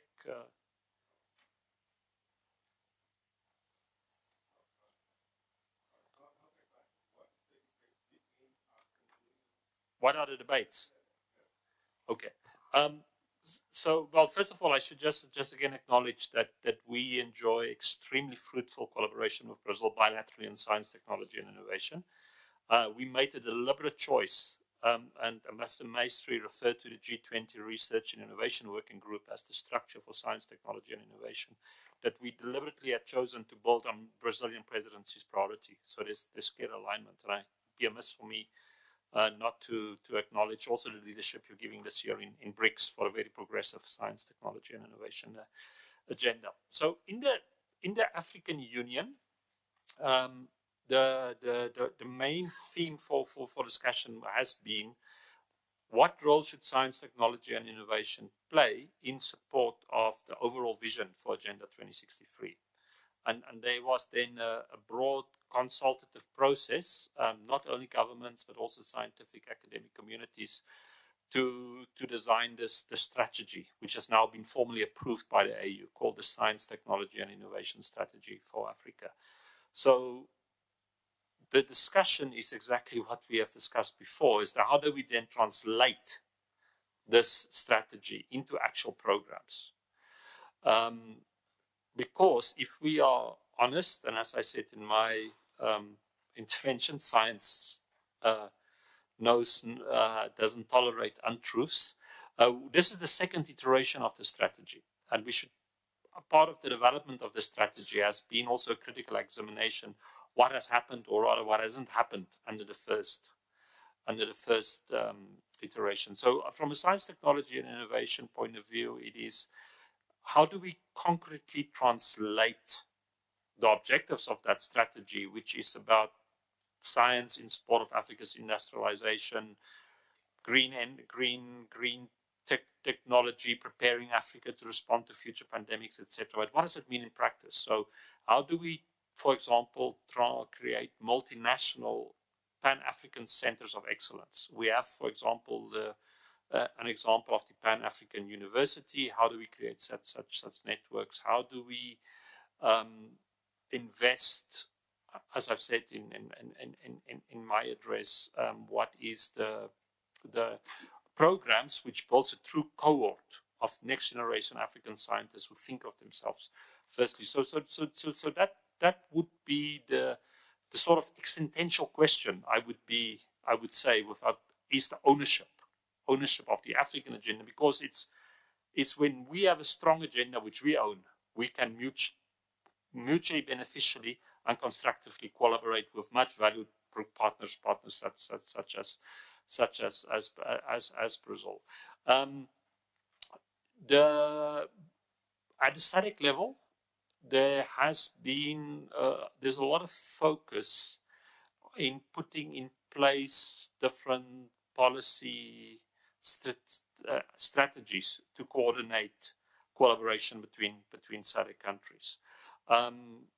South Africa, incidentally, I think two of our arguably more important science diplomacy contributions over the years were that 20 years ago we had seconded someone from our department to Addis Ababa to create what is today known as the Department of Education for Science, Technology and Innovation in the African Union Commission. Also, some years ago, we had seconded someone to the SADC Secretariat in Gaborone, one of our officials, to be a dedicated resource, human resource for science, technology and innovation in the SADC Secretariat. That has borne fruit to the extent that SADC has now in its own structure created positions which are funded by the SADC member states for science, technology and innovation. So the current focus is to look at areas such as indigenous knowledge systems, intellectual property management, women in science, what are the SADC policies we need to also again then support through science, technology and innovation, the SADC regional industrial and development programs. But then of course the comment applies to both the AU and SADC. We also need to strengthen bilateral relationships between member states, because that ultimately is the building block for a strong multilateral environment. So there's also a strong focus, and I'm honored to see here representatives from partners such as Botswana, Lesotho, Eswatini, Mauritius, Zimbabwe. We are all Namibia, DRC. We are actually all countries we work with bilaterally, and seek to develop joint, even if it's modest, joint research collaboration partnerships between our member states. So I will conclude now, so not to go too long. The way I would sum it up is a consistent theme with my address. 20 years ago, 25 years ago, the science, technology and innovation needed to be put on the SADC and the AU agenda. It wasn't there. I remember 25 years ago when we went to SADC ministerial meetings, the ministers were all ministers of education. Today, most SADC countries have either fully fledged members for science, technology, and innovation, or it is explicitly referenced in the portfolio, Minister of Education, Science, Technology, and Innovation.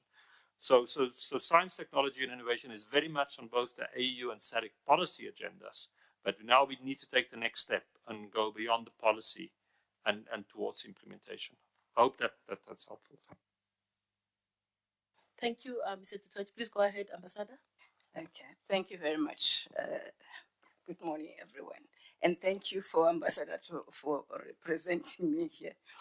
I think what has happened, and Africa has got the strategies that we have, whether it's SADC or African Union itself. And as you know, you have a strategy, you have a policy, but you've got life happening so much and developments and innovation taking place in a way that you need to constantly then revise your policy and strategy. And I think we used to make a joke during COVID that the most important sector during COVID were the researchers and the scientists. And they could tell presidents anytime now that today you have to stop, nobody should go out, and we're going to tell you again when it's okay to do that. And that showed the importance of science. And in terms of innovation and technology, I think it has been said here as well that there are lessons, positive lessons there which exist in Africa. And we just don't talk about them and present them sufficiently for everybody to learn from. I'm always amazed sometimes when I visit some of the African countries about what's happening, what young people are doing in terms of technology and science and innovation.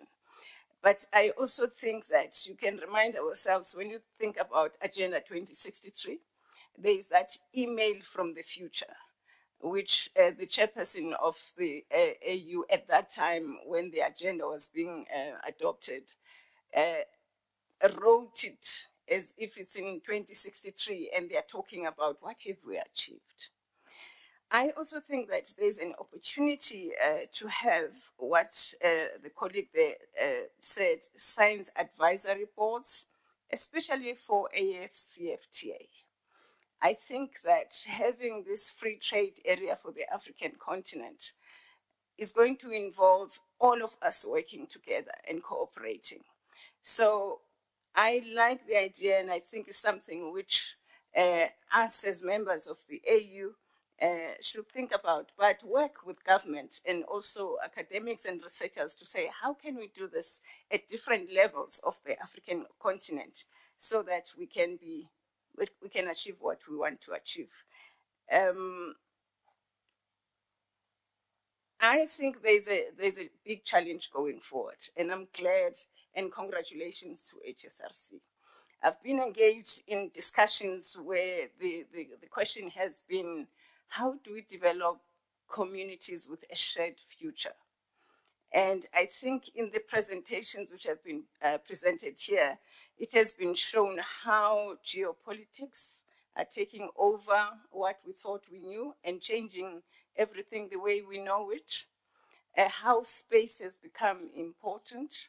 I can go on. And I think this is just the time when we need, and we thank SSRC for this. And when you say engaging the futures, it's exactly that which we should be engaging this. And I think the issue of funding and whether we've got sufficient resources, that one remains a challenge as we go forward. Thank you very much.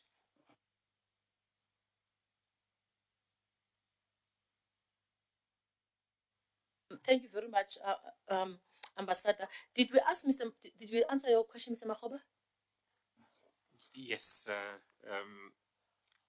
I did get a positive response that potentially these science boards could be something that can be integrated through the ASSAf structures. I am ready, willing, and able. Thank you. Thank you very much. I like that energy and the positive attitude. It is what Ambassador Meester was referring to as the disruptive science, which is a positive side of science. There's a question online from Delphina Hlachwayo from Eduardo Mondlane University in Mozambique. And Delphina is asking, how can we ensure that young researchers participate actively and meaningfully in science diplomacy? I'm going to pack this question and hope that we will also answer this question. Please allow me to read another comment and question from online. So there is another one which congratulates the presentations for the excellent platform that has been created for inclusiveness, and also looking forward to the summer school. And the question from Abdullahi Adawe is, my question is, in a continent where challenges such as xenophobia, civil wars, and border disputes continue to undermine regional unity, how can African scientists and policymakers leverage science diplomacy to build trust, foster cross-border research collaborations, and create evidence-based mechanisms for conflict prevention and sustainable peace? So I think this is the second question. The other one is a comment and not a question. So we have the two questions, the one about youth participation, meaningful youth participation this time in science diplomacy, and then this one about how can science diplomacy be instrumental in facilitating peace and addressing conflict. Thank you.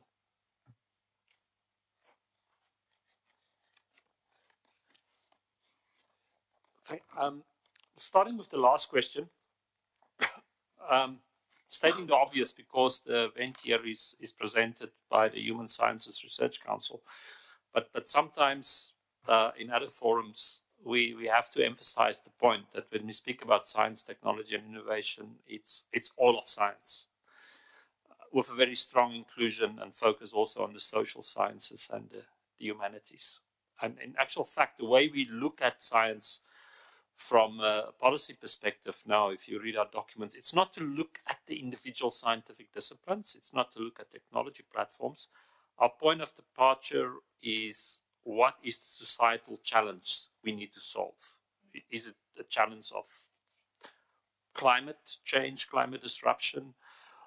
Is it a challenge of a healthier population? And then how do you bring all of these different scientific disciplines and different technology platforms together in an integrated manner to respond to that? So the question which very pertinently posed by Dr. Abdullahi Adawe requires such a response. And the HSRC and also other components of our science system do incredibly valuable research on aspects such as conflict resolution, dealing with the terrible scourges such as xenophobia and others. So first and foremost, science and knowledge has a critical role to play to respond to these challenges. Then in terms of, and that would be the role of science, so that when DIRCO leads on our policy, foreign policy interventions to advance these objectives from peace and stability, for example, on our continent, those efforts should also be informed by the best scientific advice and knowledge resources, which would be in institutions like the HSRC, and then bringing those networks together, Pan-African networks, and we know there's a lot of good things happening of African expertise in conflict resolution, mediation, etc. So that would be a very practical contribution, and then the example of, which is again a bit more aspirational, philosophical, but I think nevertheless valued. If we, through science diplomacy, because science does, I passionately believe, does unite. Because science makes us aware we're all part of this one humanity with one planet. We're all stewards of these resources we have.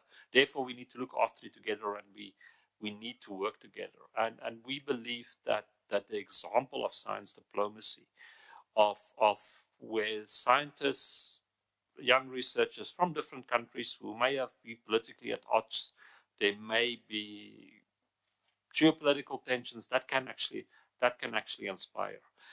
One of the greatest examples we have in that regard is a partnership which many in the room will be familiar with, and that is the Square Kilometre Array, which is the world's largest radio telescope, which is being built in 2 sites in Australia and in South Africa. And that brings together Africa, Australasia, Asia, Europe, the Americas, all just with this shared commitment of we need to work together, because the wonder of astronomy will tell us more about the origins of our universe. That will have implications for big data, etc. But those are the type of examples which inspires. So yeah, I can just completely say that's a very pertinent question, and that's exactly the challenge we should have science diplomacy to respond to. And then I think the question of young researchers meaningfully participate in science diplomacy, that starts by just ensuring their meaningful participation and investment in the global broader scientific enterprise. I mean, it's commendable that we have the Young Academy of Science speaking here as a voice for the young scientists. And what is also very important is that there are a number of South African universities who are very, I think, progressive on this, is that when we speak about the education, the research career of our young researchers, that they holistically be exposed to these different policy areas, like science diplomacy, and another critical area is scientific advice for policy making, and that in a very deliberate focus becomes part of their career development, because the scientific career, per definition, is an international one.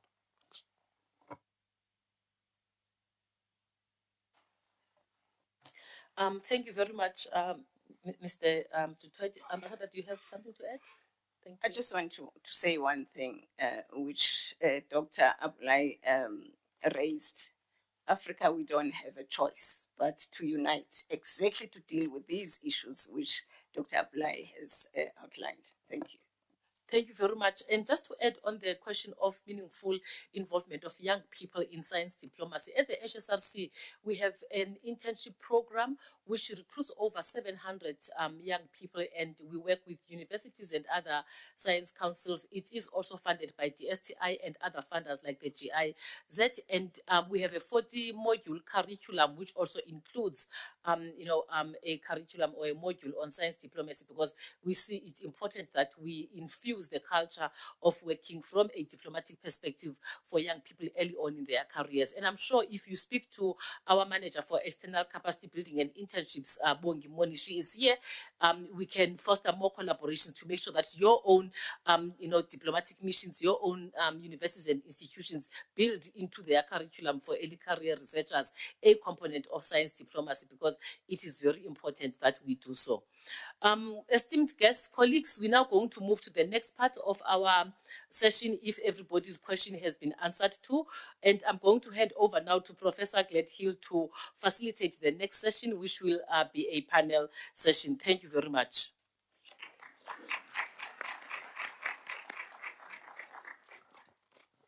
Thank you very much indeed. Hello, my name is Irvi Gladhill. I'm known professionally as Iggle, and I would like to say, Ambassador Dlomo, Your Excellencies, ambassadors and high commissioners, including those who may be online, perhaps Ambassador Mdwaga to UNESCO would be online, members of the diplomatic corps, distinguished guests, representatives, officers, especially the working group members, everyone online and in the room, welcome to this panel session. Thank you for the invitation to myself and your distinguished guests. This is a powerful initiative, and what you're developing is indispensable. I would now like to make a very unusual request, and that is something that scientists do, that ambassadors may not do very often. Please would you stand in honor of everyone here and stretch. So I invite you all, even ambassadors, to stand for a moment and have a stretch. Thank you.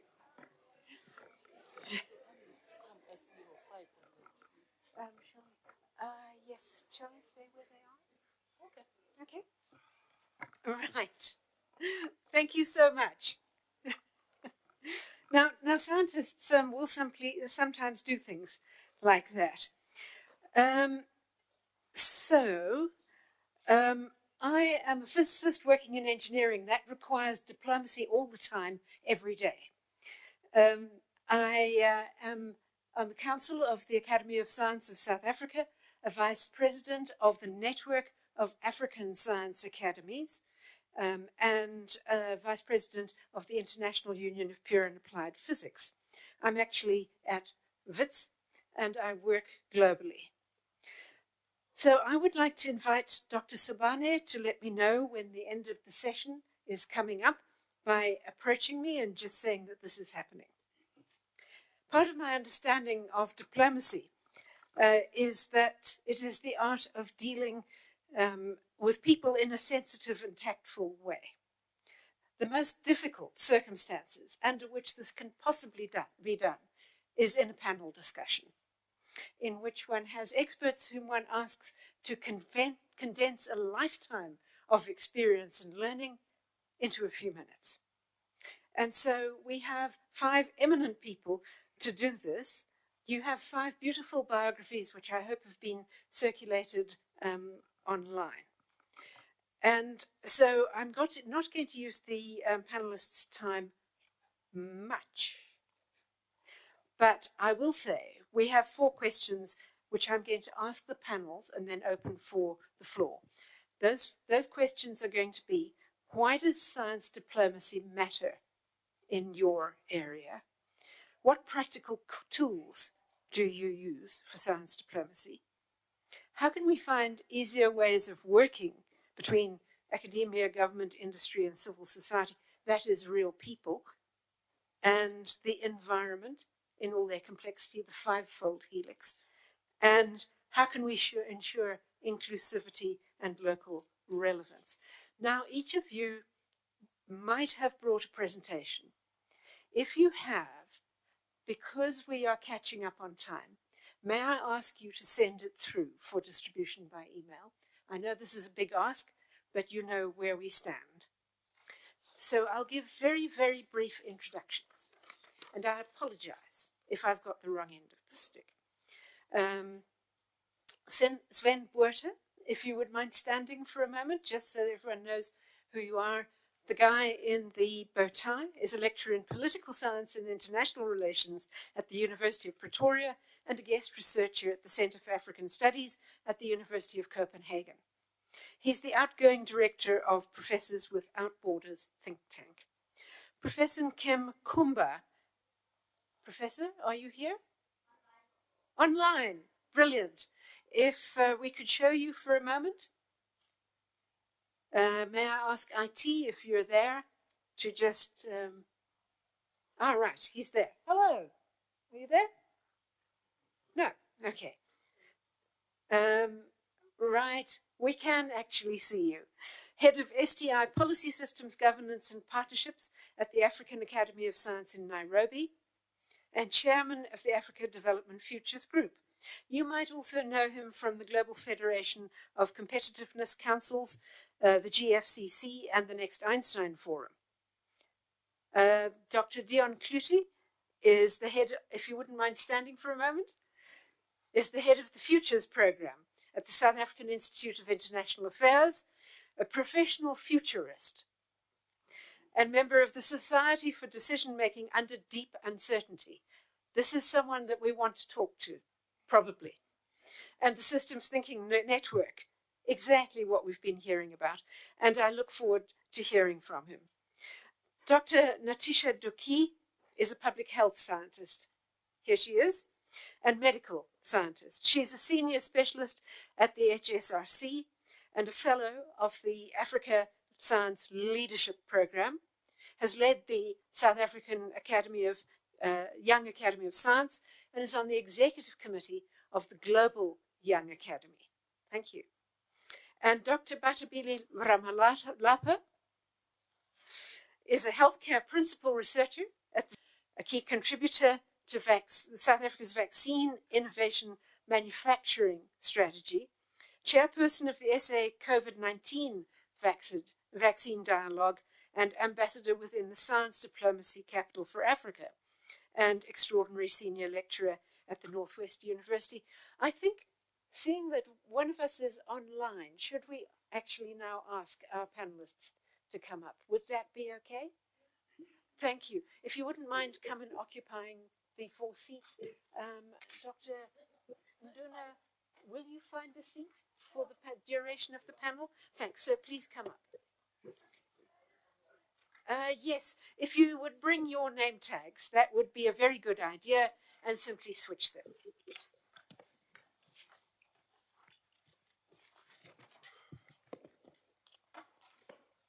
It can just go over the other one, the name tag. Right. Perfect.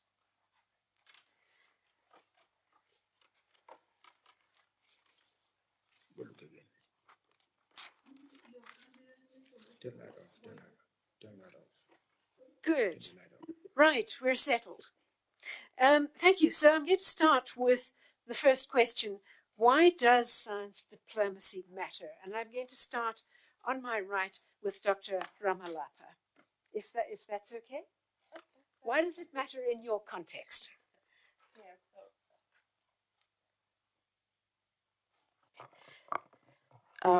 Thank you very much for the invitation today, for me to be here to share my reflections on how science diplomacy can advance African-led solutions in healthcare. I'll also share some of my reflections on the importance of aligning research agendas with continental public health priorities. And there was a question earlier, so I think just briefly, I'll also share the leadership role that young African researchers can play in global policy and innovation. So I'm not going to start with the definition on science diplomacy. That was the plan, but the Director General, the Deputy Director General has already said that we have so many definitions. So today, if I say anything that makes sense to you, that's impactful, I'm representing the Council for Scientific and Industrial Research and Science Diplomacy Capital for Africa. If I say anything that you don't agree with, I'm representing myself. I still need the job. So if we look at science diplomacy as a use of scientific collaboration in order to advance shared interests and build constructive international relations, we realize that indeed this is a strategic lever that we can use for Africa's health future in order to bring equity in health to all citizens of the different 55 states of the continent. And we need, just for a moment, when we talk about health equity and health security, to be able to divorce the opinion or the agenda that science diplomacy is just a soft add-on when we relate into science innovation or when we have diplomatic engagements, because indeed it's a practical toolkit that is to be used for shaping rules of future engagement, looking at how funding flows within the continent and how research partnerships and technology transfer is governed so that African priorities can also become a lead and not just a follow in science diplomatic discussions. And there are three areas that I look at in terms of health innovation in which we can use science innovation as a toolkit. And that's driving regional collaboration and equitable access to health products. So we need to leverage diplomatic engagement so that Africa can foster partnerships, negotiate fair terms in global agreements in order to strengthen its research and innovation ecosystems to deliver equitable healthcare solutions. We cannot shy away from the fact that we have stark economic inequalities, economic inequalities within the continent. And this can put at risk our efforts in terms of building an innovation, a research and innovation ecosystem. So it risks widening the gap between different countries. When wealthier nations such as Egypt, Nigeria, and South Africa are building their research and innovation ecosystems and also just advancing the biomanufacturing capabilities, followed on by countries such as Morocco, Tunisia, and Senegal, we also have the low-income countries that will remain for a long time dependent on imports and external aid. So science diplomacy needs to be a tool that we use in order to bring along all the states of Africa in terms of advancing biomanufacturing capabilities and pharmaceutical innovation, and also building on health equity within the continent. Our African voices also need to be heard in global negotiations. So we recently, in 2025, had the WHO Pandemic Accord, which was launched, and this is to ensure in fair benefit sharing and equitable vaccine distribution, and financing mechanisms as we look at what happened with the pandemic in COVID-19. But we need to be able to reflect on Africa's needs and capacities, and think about having a seat at the table as something that needs to translate to having a hand in the outcome. Because having a seat does not mean just participating, but it also means bringing forth the perspectives of Africans and bringing forth the priorities of Africans also. And I'll just say this as well, that the continent's disease burden is quite distinct. We know this, it's heterogeneous, and it's also rapidly evolving from infectious threats to non-communicable diseases. We have antimicrobial resistance coming up, and it has been said that in the next coming years, by 2050, it will be affecting Africa the most. We also have climate-sensitive illnesses. So sometimes solutions, or most times solutions that are built elsewhere, often come to the continent and underperform. So, because they are not designed for local use context. We have different thermal stability needs. We have quite a huge genetic diversity. Our affordability thresholds are not the same as those in the global north. Our affordability threshold is quite lower. And also the capacity of our health systems is also not the same. We need to be cognizant of the fact that our health systems are still being built up and yet to be developed, and some countries even lagging behind. So every innovation, every solution that we bring into Africa needs to be about that. It needs to improve the relevance. It needs to be able to speed uptake. We need to also think about building sovereign capability across the value chain in terms of healthcare products. We are talking here discovery, scale up, regulation, manufacturing, and delivery. And that's not a simple thing that we can talk about in a day and it would happen by tomorrow. But at least there is a mechanism that is science diplomacy that we can use for securing and enabling the environment around that value chain. We need to also bridge the gap between science, research, and practice.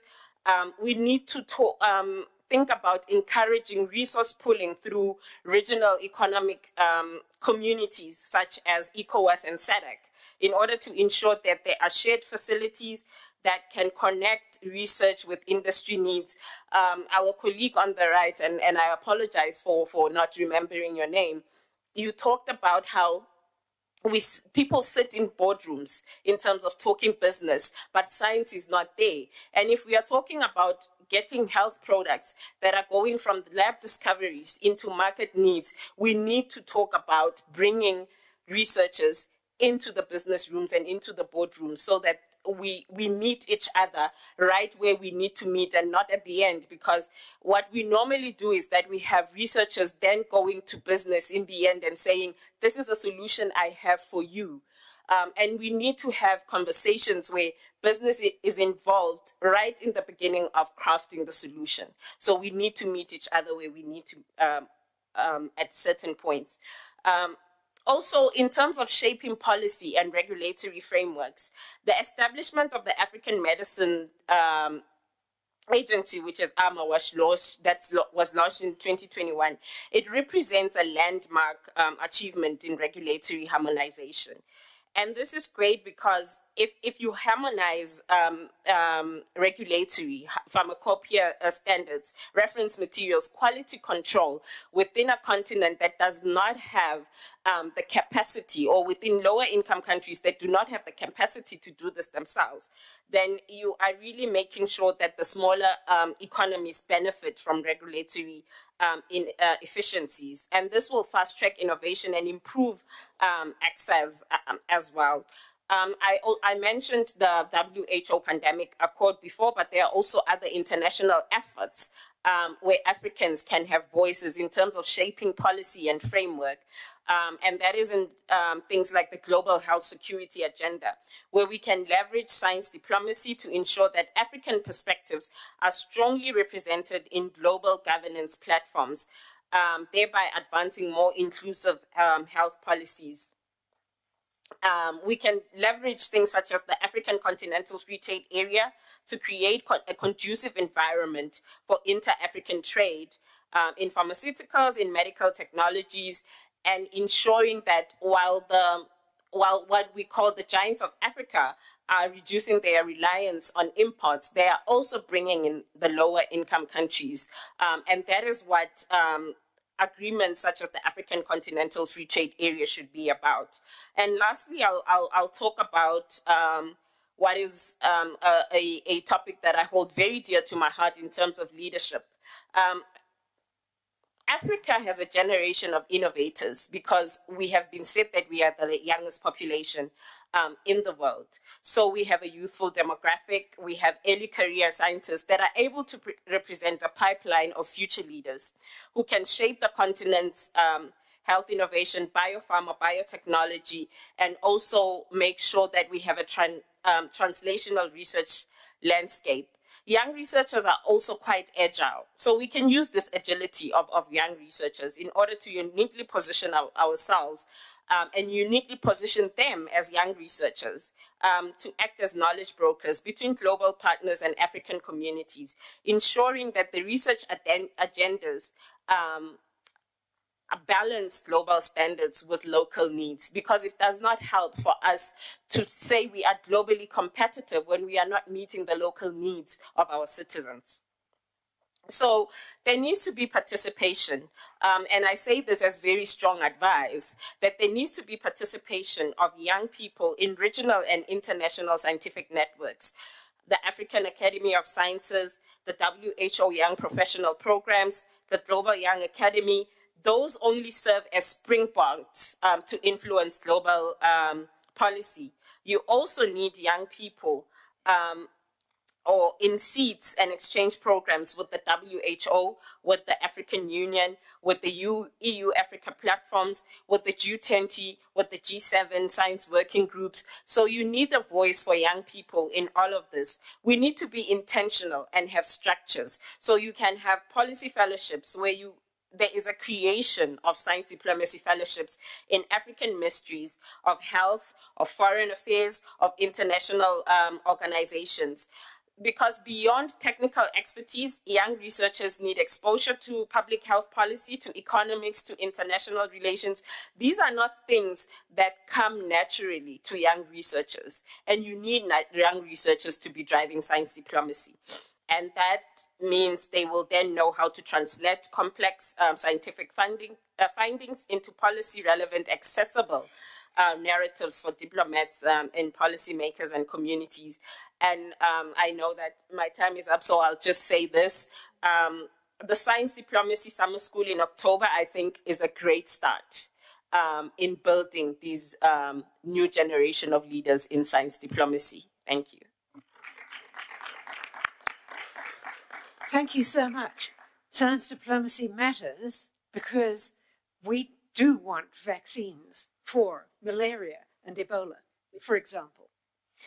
Thank you very much indeed. I'm going to come to Sven Werter next because I know that he has to leave early and we don't want to miss what he will bring. Sven, may I ask you about why does science diplomacy matter in your context? Thank you, Prof, and thank you for being so accommodating. Let me just say thank you very much to the organizers for the very kind invitation. We've been talking on email for quite some time about the curriculum for the summer school, so it's an honor to meet you all in person, and it is a tremendous honor to be part of this very important process. Simply put, why does it matter? Well, I'm an international relations scholar. I've worked with a lot of foreign missions. I see some familiar faces in the room. I teach the discipline. I sometimes live the discipline, as we all do. But when it comes to the fundamental question of why does it matter, I think really there are two answers to that. The one is we want to improve the human condition by means of science diplomacy, and that is basically what diplomats do in the long and the short of it. Yes, they represent their citizens' interests. Yes, they take messages backwards and forwards, but ultimately diplomacy done right can improve the human condition, and science diplomacy has the very potential to do that. But I also think from an academic perspective, we need to be very clear when we conceptualize, what do we mean by science diplomacy, right? And we've heard this before, briefly this morning, right, this buzzword. And within academic circles, there is a danger to label everything diplomacy. When something new comes about, let's just slap the diplomacy label on that and let's hope that it sticks. Right? If you do the literature review today, you will probably find in excess of 150 types of diplomacy out there, right? 150 typologies out there, give or take. The danger here is that we start to use terms interchangeably, right? So let's zero this back down to science diplomacy. Science diplomacy, some will say, no, let's call it education diplomacy. Some will come back and say, no, let's call it academic diplomacy. And then you'll have others that say, no, let's call it knowledge diplomacy. And I'm sorry to say these terms are not interchangeable. These practices are not interchangeable. Each of them have a unique set of characteristics, a unique set of actors, which play key roles in their facilitation. So we need to be very, very, very cautious when it comes to the interplay of these concepts. And I place emphasis on this because if we are going to start defining and implementing key policy frameworks, both locally and internationally, we need to know what we're dealing with. We need to be very clear about, are we dealing with science diplomacy? Are we dealing with knowledge diplomacy, right? Now, traditionally, and I'll give a very quick explanation because I know time is short. Education diplomacy is used primarily for primary and secondary school goers. It is used in a post-conflict context, predominantly for peace building and reconstruction, right? Academic diplomacy, cooperation amongst actors in tertiary level education. Science diplomacy, very narrow interpretation of what constitutes science, what constitutes knowledge, right? Tilts largely to the hard sciences, right? The natural sciences. Then you have knowledge diplomacy, and I would encourage all colleagues here, please go and read the work of my very esteemed colleague, Jane Knight, who has had a foot in South Africa for many years, but originally comes from Canada. She conceptualizes this framework of knowledge diplomacy. And she basically says, look, we need something that's all-encompassing. We need something that bridges the gap between the natural and the social sciences, but we need to go beyond that. And we also need to look at, right, when we develop science, are we developing it in our own national interest? And what does that do for international competition? What does that do for soft power? What does that do for power dynamics internationally? And then should we perhaps start looking at mutual interests, but different benefits? And this is precisely it. We are engaging in various practices, whether it's vaccine production, whether it's the square kilometer array, because we have mutual interest to do so. But do we get the same benefit out of every single engagement? No, we don't. So there needs to be a broadening of the analytical framework there, right? Because yes, we all get vaccines, that's the same interest. But when we talk about joint research and we talk about collaboration in the international sphere, we talk about academic mobility, do we all get the same end result? No, we don't. So we need to broaden the analytical framework. And if I can elaborate just further, because I think we've also heard about the need to tell good stories. And I think Ambassador Gloma was very clear about that, and I'm so glad that she brought this up. There is a need to really emphasize some of the good work that has been done with the Pan-African University, right? The 5 campuses that are running across the continent, incorporating different disciplines. We proudly, as South Africans, have the space sciences on our side, but we have colleagues in Kenya, colleagues in Algeria, colleagues in Cameroon and Nigeria doing wonderful work. But yet you don't hear much about the Pan-African University, right? Where is the evaluation? Where is the mobility in those circles? Maybe I'm missing it. Maybe I'm on the periphery. Who knows? But as an academic at a leading South African institution, at a leading global institution, I dare say, we don't hear much of it. And so there needs to be more that comes to the forefront here if we want to perpetuate and showcase indigenous and local examples. But there's also a need to look at North-South cooperation and how we basically recalibrate some of those dynamics. And again, there are good stories to tell. There's work to be done, but there are good stories to tell. And if I can briefly share, and just a minor disclaimer, I do not work for this country. I do not work for Sweden, but Sweden has for many years now run what they call SDCfA. For those who do not know, SDCfA is the South Africa-Sweden University Forum. This forum brings together 40 universities from both countries, right? And it also has an associate member category for any NGOs or any third parties that might want to join.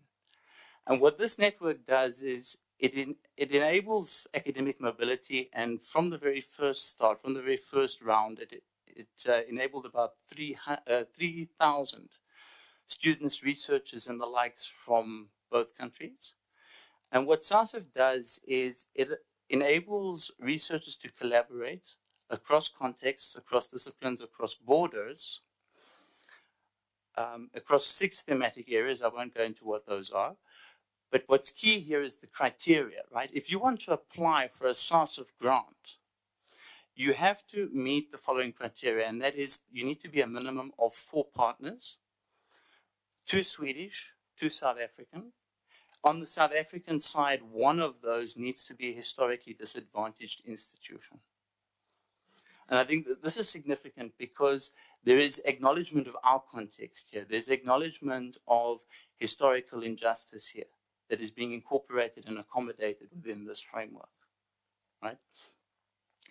But why I also like this example quite a lot is because it serves as a template for what other countries could potentially do and are doing, right? So for example, again, looking at SDCfA, this network was so successful that at the time of the 2020 Binational Commission meeting of the South Africa-Sweden Binational Commission, President Ramaphosa, and then at the time, I think it was Stephen Löfven, who was the Swedish Prime Minister, they had put SDCfA on the BNC agenda because it was so successful in terms of connecting researchers and generating joint research. And such is the success of this network that we now have the South Africa-Canada University Network.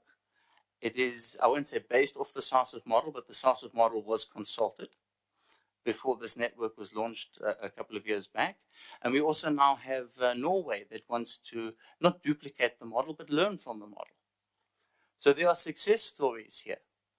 And again, why should we broaden the analytical framework? Well, look at SDCfA as a key example, right? If you look at the statistics, it's not the natural sciences that are driving this collaboration. It's not the natural sciences and the hard sciences that are driving collaboration across borders here. It is actually the social sciences and the humanities. They constitute 45%. 45% of all SDCfA grants awarded in the last evaluation cycle. And that's significant, not only because it's the social sciences, but if you then relate it back to the thematic areas that SDCfA funds, right? One of them is health, research around health issues. And that constitutes 27%, roughly, if my memory serves, 27% of all projects currently active within the SDCfA cycle. Now, that 27% is the largest stake out of those 6 thematic areas. So what the data is basically telling us is that you have a bunch of social scientists that are working on health issues. right? Whether it's policy, whether it's engagement, whether they're collaborating with their colleagues in health sciences and medicine, right? We can go into details another time. But the stats here are significant in terms of wanting to or needing to justify a broader framework. Now, in terms of, if I can just wrap up in terms of conclusion, because I know we are short on time. Yeah, as a way forward, South Africa has done very well in articulating its position in various policy documents, but I think more needs to be done in this particular respect. And again, coming down to why it matters, right? We have a number of documents from the Department of Science and Innovation that make it very clear, right? Particularly the 2019 white paper make it very clear that we need to drive Pan-African partnerships. We need to have a foreign policy that engages in both bilateral and multilateral engagement for the purposes of science diplomacy. But I'm not seeing the reciprocal end on the side of our foreign policy discourse. And I know we engage. I know our foreign policy actors engage in this issue. That's not what I'm saying.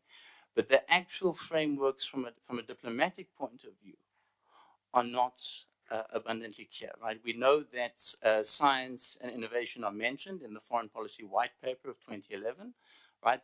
There is emphasis on Europe and Asia, particularly as partners in this endeavor. And we also know that the national interest document, particularly pages 12 and 13, draw particular emphasis to this issue. This need to have science and innovation and technology developed so that we can meet local challenges, right?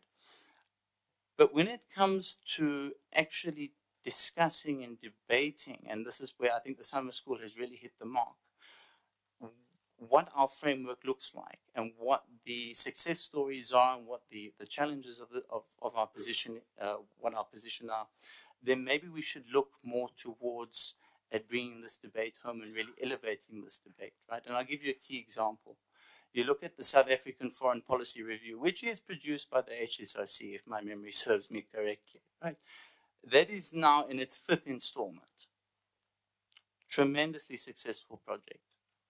But not once in 5 installments is science and technology or the South African framework around science, technology, and innovation, or even science diplomacy interrogated in these volumes. And I think that there is an issue there. Sven? Yeah, thanks. I certainly agree with the issues, but I must also respect the other speakers. May I ask if Professor Kumba is online at the moment? And IT, if we can put Professor Kumba up.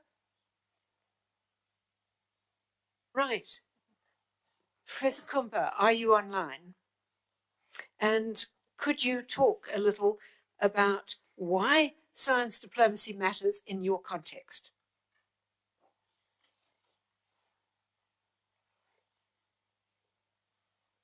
No go. We're going to leave Professor Kumba for the moment and come to Dr. Natisha Duki, especially around this question. Thank you.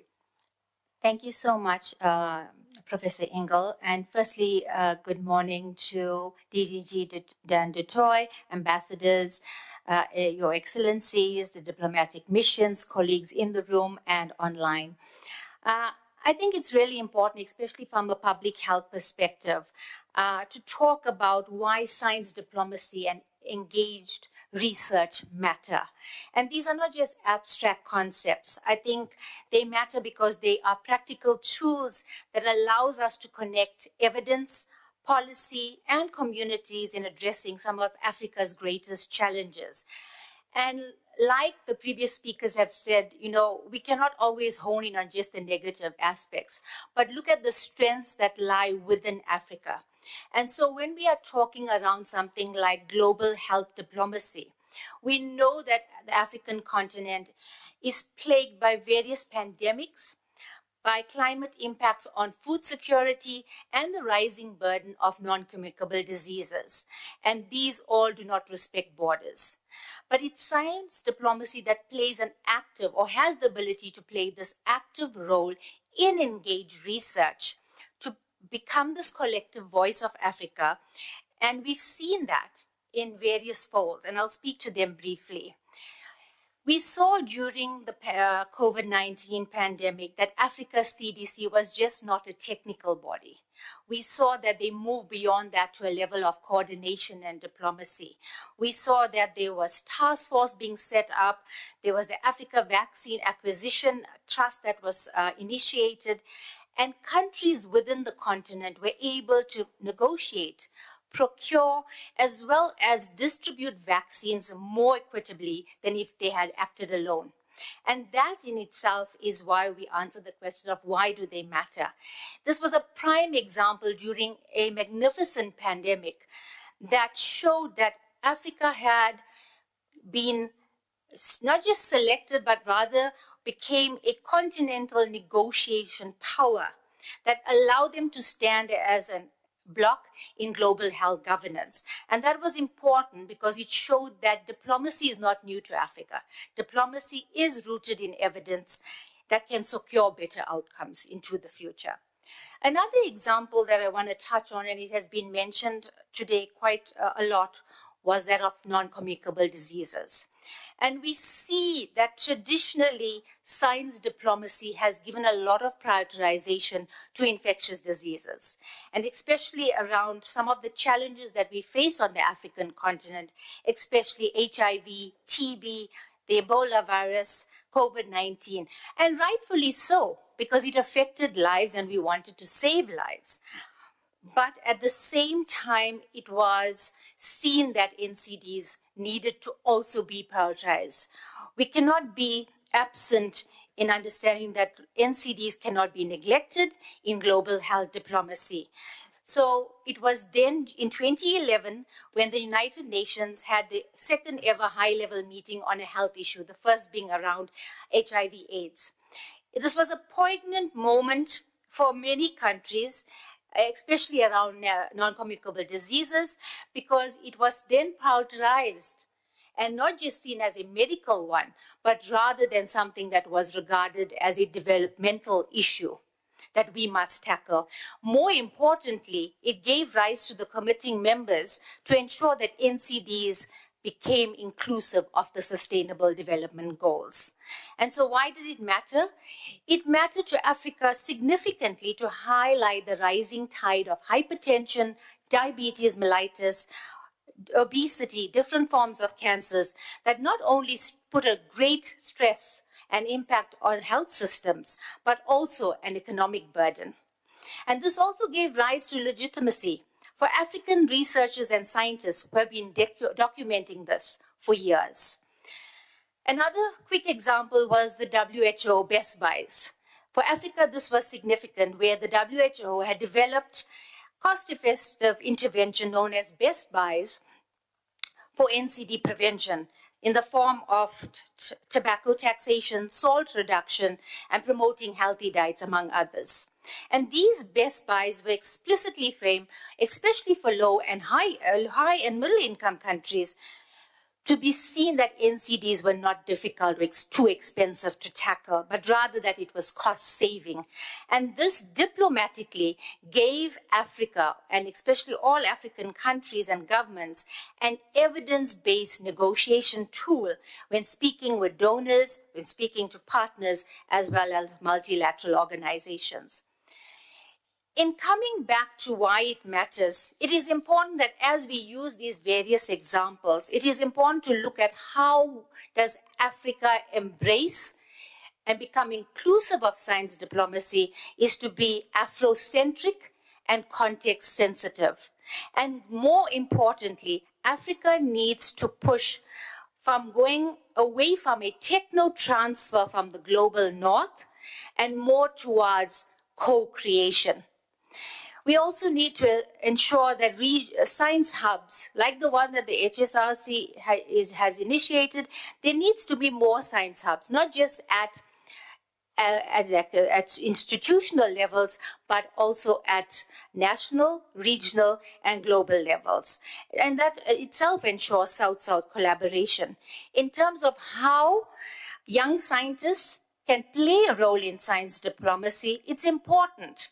Speaking from the South African perspective, we have the National Academy of Science, which is known as ASSAf, and we have the South African Young Academy of Science, known as SCIS.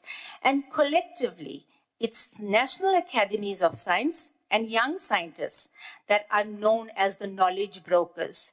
And there's a need as well, if we want to become inclusive of young scientists in the science diplomacy space, then we also need to look at how do we train scientists in diplomacy and how do we train diplomats in science.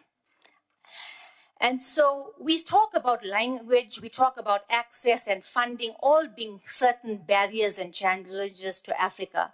But I think what the DDG highlighted earlier is that we need to move away and shift from that perspective. We need to start pooling these resources that we have on the continent. It is essential that we come together and work as a collective, such that with time, we know for sure that science diplomacy and research, engaged research matter because they move us from evidence to influence and from influence to impact. And that ensures that African solutions have the ability to shape African futures. Thank you. Thank you very much. Dr. Kluti, I'm going to come to you next. I think this has highlighted the importance of a negotiating tool where you have around the table the people who know what they're talking about. Dr. Kluti, over to you. Thank you. Thank you for this opportunity. I stand on the protocol of fellow other speakers, but I would love to just say this is an opportunity and a great privilege, and thank you for the invitation by the HSRC and other colleagues. This event is really for me about reimagining how we can think about science diplomacy. As I am from the South African Institute of International Affairs, and specifically associated to the Futures Program, we don't predict the future, we try and anticipate, imagine, and co-create the future. As we say, we have shifted in a world where prediction and control is the name of the game. We are now in an era of the post-normal era where we need to anticipate and prepare for the vastness of the pace of change. Science and technology have changed the game, and the pace of change has changed. So we need to adapt in this very complex environment and learn how to navigate the uncertainty and complexity of our changing world. Now, let me get to the real issue of the day. I think science diplomacy needs a fundamental shift from being just seen as a tool for development, but really as the very bedrock of the future sovereignty and economic agency of Africa. We really need to, in this complex and uncertain world, we need to, that's embedded in artificial intelligence, quantum computing, synthetic biology, the health systems crises, as well as the policy crises, polycrises. We need to have Africa reposition itself as merely not a consumer of technology, but really the US, for example, or in China. And then you are negotiating US-Africa-US relations, Africa-China relations. These are very advanced countries in scientific terms. Thank you. How do you negotiate for your country to have some of that? Just one last second here, if I may. Another key thing that we're having here is to encourage that work actually for our various scientific communities to work collaboratively. When we work in silos, we go for small level activities, and then we cannot do the kind of big things that the continent aspires to. So one of them is to situate advanced infrastructure on the continent for scientific activity. There's one on the there's a community. Thank you. I've made a promise to Dr. Sobane that we will end within now 12 seconds. All right. And I'd like to thank all speakers very heartily. We haven't had time for discussion. Unless, Dr. Sobane, you can allow a question or two. I think earlier speakers had a certain amount of time. So I'd like to see if there are questions online.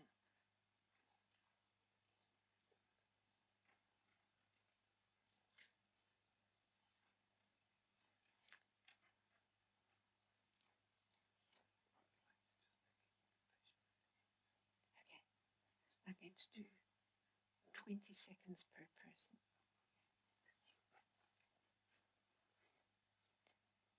Is there a question online? Could you read it out, please? I'm not understanding. Okay, so I'm going to take it that there haven't been online questions, and I'm going to give each person about 20 seconds to say something extremely important. A question is approaching. No, I can't see anything. Okay, so there aren't any. There are no questions from online, so I'm terribly sorry that I cannot involve the floor in the room, but we had some overruns earlier in the day. So may I go from my immediate right? Just one last comment, extremely fast. So just in my closing statement, I'd like to say that as all colleagues have mentioned, that science diplomacy really is something that we need to use as a practical tool in terms of the entire African continent to ensure that we build science, research, and innovation that will deliver market-ready products that will be able to be used by our citizens and to work towards diminishing the reliance of imported products, health products for our nations. Thank you very much. Over to you, Dion. Thank you. Just in my closing statements, 3 points. The first is we need to shift from research and development to deploy and refine. So that's from R&D to D&R. In my view, co-creating solutions directly with stakeholders rather than sitting in the lab and then going to stakeholders, that will mean that you de-risk your investments and immediately create, not focusing on the gap in the market, but actually building out the market in the gap. And that will allow us to address the issues of knowledge sovereignty and the knowledge sovereignty dividend and create economic resilience. The last question I want to leave you with just is, in this civilizational crossroads era that we're in, we need to ask ourselves, what type of economy do we actually want to build out so that science diplomacy can flourish? And the question is really, are we going to go with all the previous ones, the neoliberal one, the authoritarian kind of systems, the Western systems of illusion, or are we going to create our own African version of economics? And may I propose a kind of a Ubuntu-based well-being economy that really shifts from GDP growth towards a collective, holistic flourishing of our peoples of Africa? Thank you. Thank you. And Dr. Duki? Thank you. So as I mentioned before, there should be an urgent push for co-creation rather than the techno-transfer from the global north. And in saying that, we need to have multi-level engagement that starts all the way from community level to national, regional, and global. Policymakers cannot wait 5 years for evidence or results. So we need to work together, researchers and policymakers, from the very beginning. And as the colleague has just mentioned, not when the research has already been done. So that we ensure that there is alignment with the needs as they come along. And to leave you with one just small thought, as we talk about science diplomacy and how it finds its space on the African continent, Africa has been invited to the table in terms of science diplomacy. Let's not just stay there. We need to be part of that menu. Thank you. Thank you. Thank you very much. And Sven Botha? Thank you, Prof. Just very, very quickly. I think 3 key points to take away. One is share your examples. We have lots of good stories to tell. Let's share them. Let's make those examples of good practice so that we can learn from them. Whether it's strengths or weaknesses doesn't matter, but we need to learn from our good stories as well as our challenges. Secondly, we need to knock down the barriers. Right? It's all about. We've heard a lot about keeping Africa at the table, Africa amplifying its voice and its presence. But we need to acknowledge, and this brings me to my 3rd point, that depending on which statistic you look at, only between 1% to 4% of global research is generated in Africa. We need to knock down those barriers. We need to give greater visibility to African researchers, particularly young researchers. And as I close, we're all about the G20 at the moment, right? You look at the statistics. Thanks. 90% of global funding is controlled by the G20 or within the G20 domain. But only 12% of all G20 members actually allow their scientists to claim back open access funding. I'll leave it at that. Thank you so much. Professor Kumba? 20 seconds, please. Okay. Well, so two key things here. One, I would like to encourage out of this conversation to the DSTI and the Academic Partnership and other colleagues to do two drives. The organizing architecture now for Africa is a free trade area after efforts at Pan-Africanism. That we do a strong push to infuse intra-Africa science diplomacy, cooperation between Ministry of Scientific Research and Higher Education under the free trade area, and also infuse a strong push on science diplomacy within Africa's global practices. The BRICS being a key that doesn't have as much a colonial character as the previous ones, the BRICS especially, and all these other big fora with Asia, that Africa positions science diplomacy as a key item, because we are coming from the position that without science and technology, everything else is conversation. We're not going anywhere. Those are the requirements for development. Thank you very much indeed. I would just like to comment to the diplomats that it is important to have science people trained in diplomacy at your table so that in the modern world we know what we're talking about.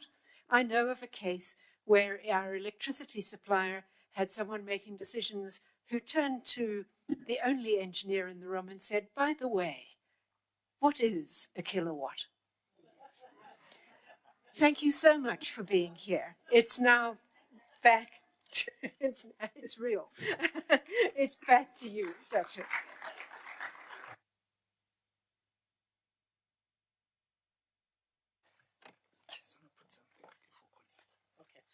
Thank you very much, Professor Gledhill, for facilitating this panel for us. And thank you to the panelists for these presentations. The message is clear, colleagues.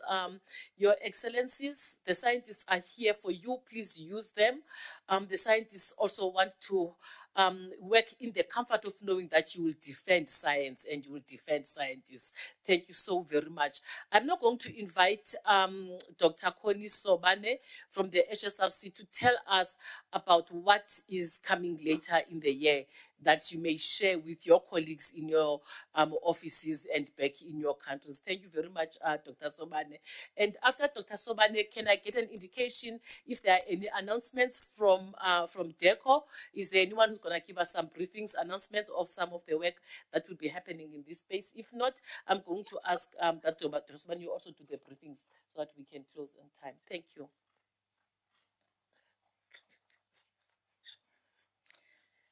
Thank you very much, colleagues.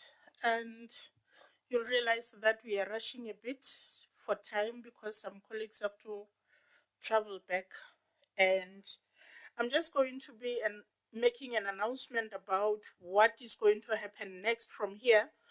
And as I do that, can I please ask the SPI team with whatever they are holding to move around and come and be closer to us here, because we are going to do a number of things at the same time.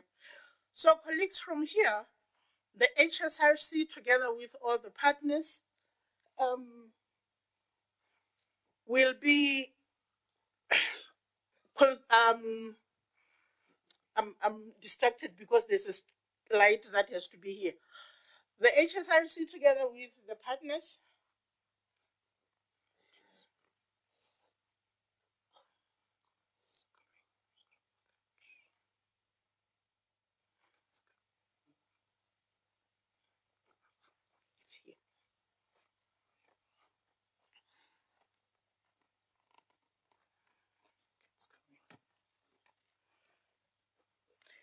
Thank you.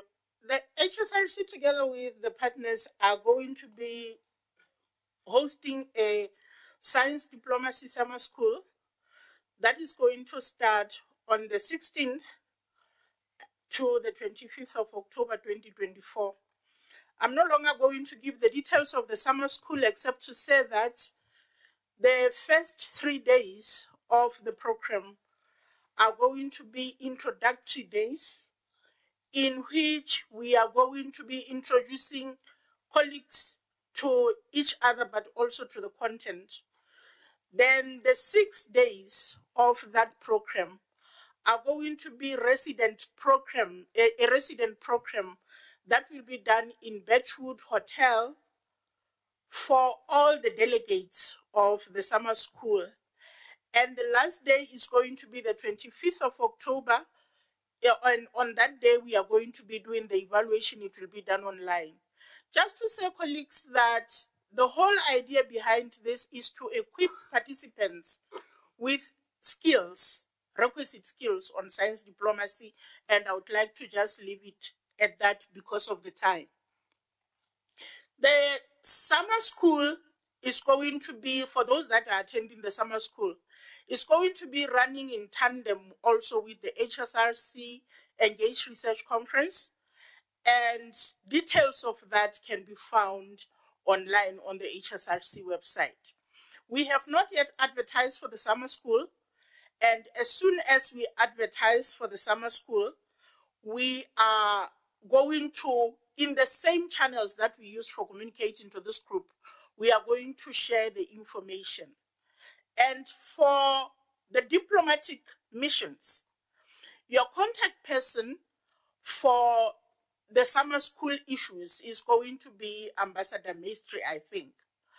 And as I thank all the people that have made this day possible, including but not limited to DIRCO, with all its ambassadors that we have been working with, can I please ask the SPI team to come forward?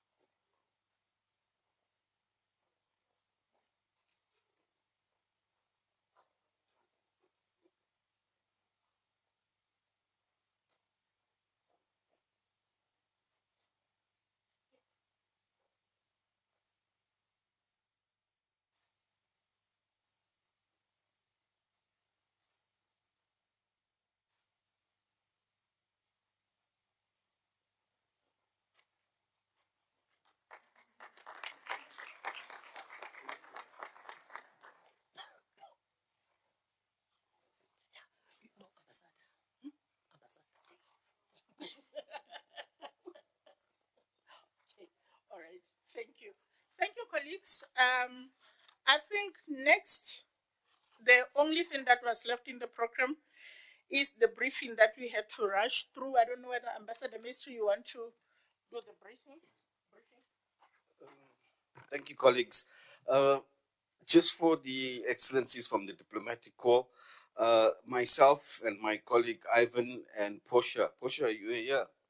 Portia, the three of us will be your points of contact for not only the SADC regions, but please, Excellency, spread it to the other African embassies. We will communicate by note verbal as diplomatic protocol is respected. We will send through all of the details for the summer school. We really encourage participation. This is an ideal opportunity to build capacity amongst the African missions that are resident in Pretoria.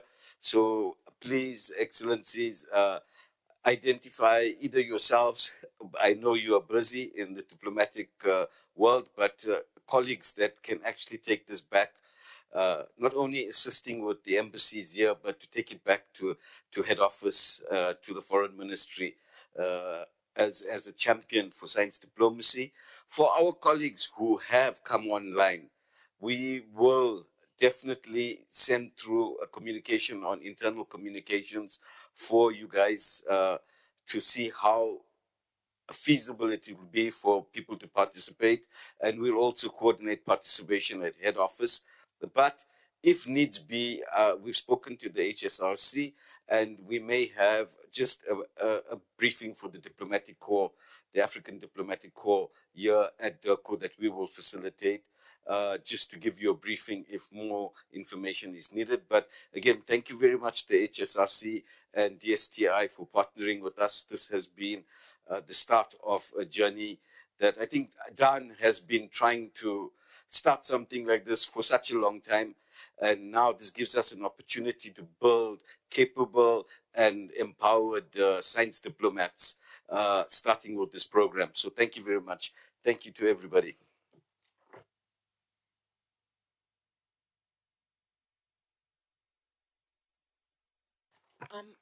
Did we just finish on time? I think so. It is 1 o'clock, and I would like to declare that the program has come to an end, and thank you very much. Dr. Sobane and Ambassador Maestri have already done that and extended our word of gratitude to everyone. And as you leave the room and on your way back to the offices, there are some refreshments for the meeting. Thank you very much and all the best.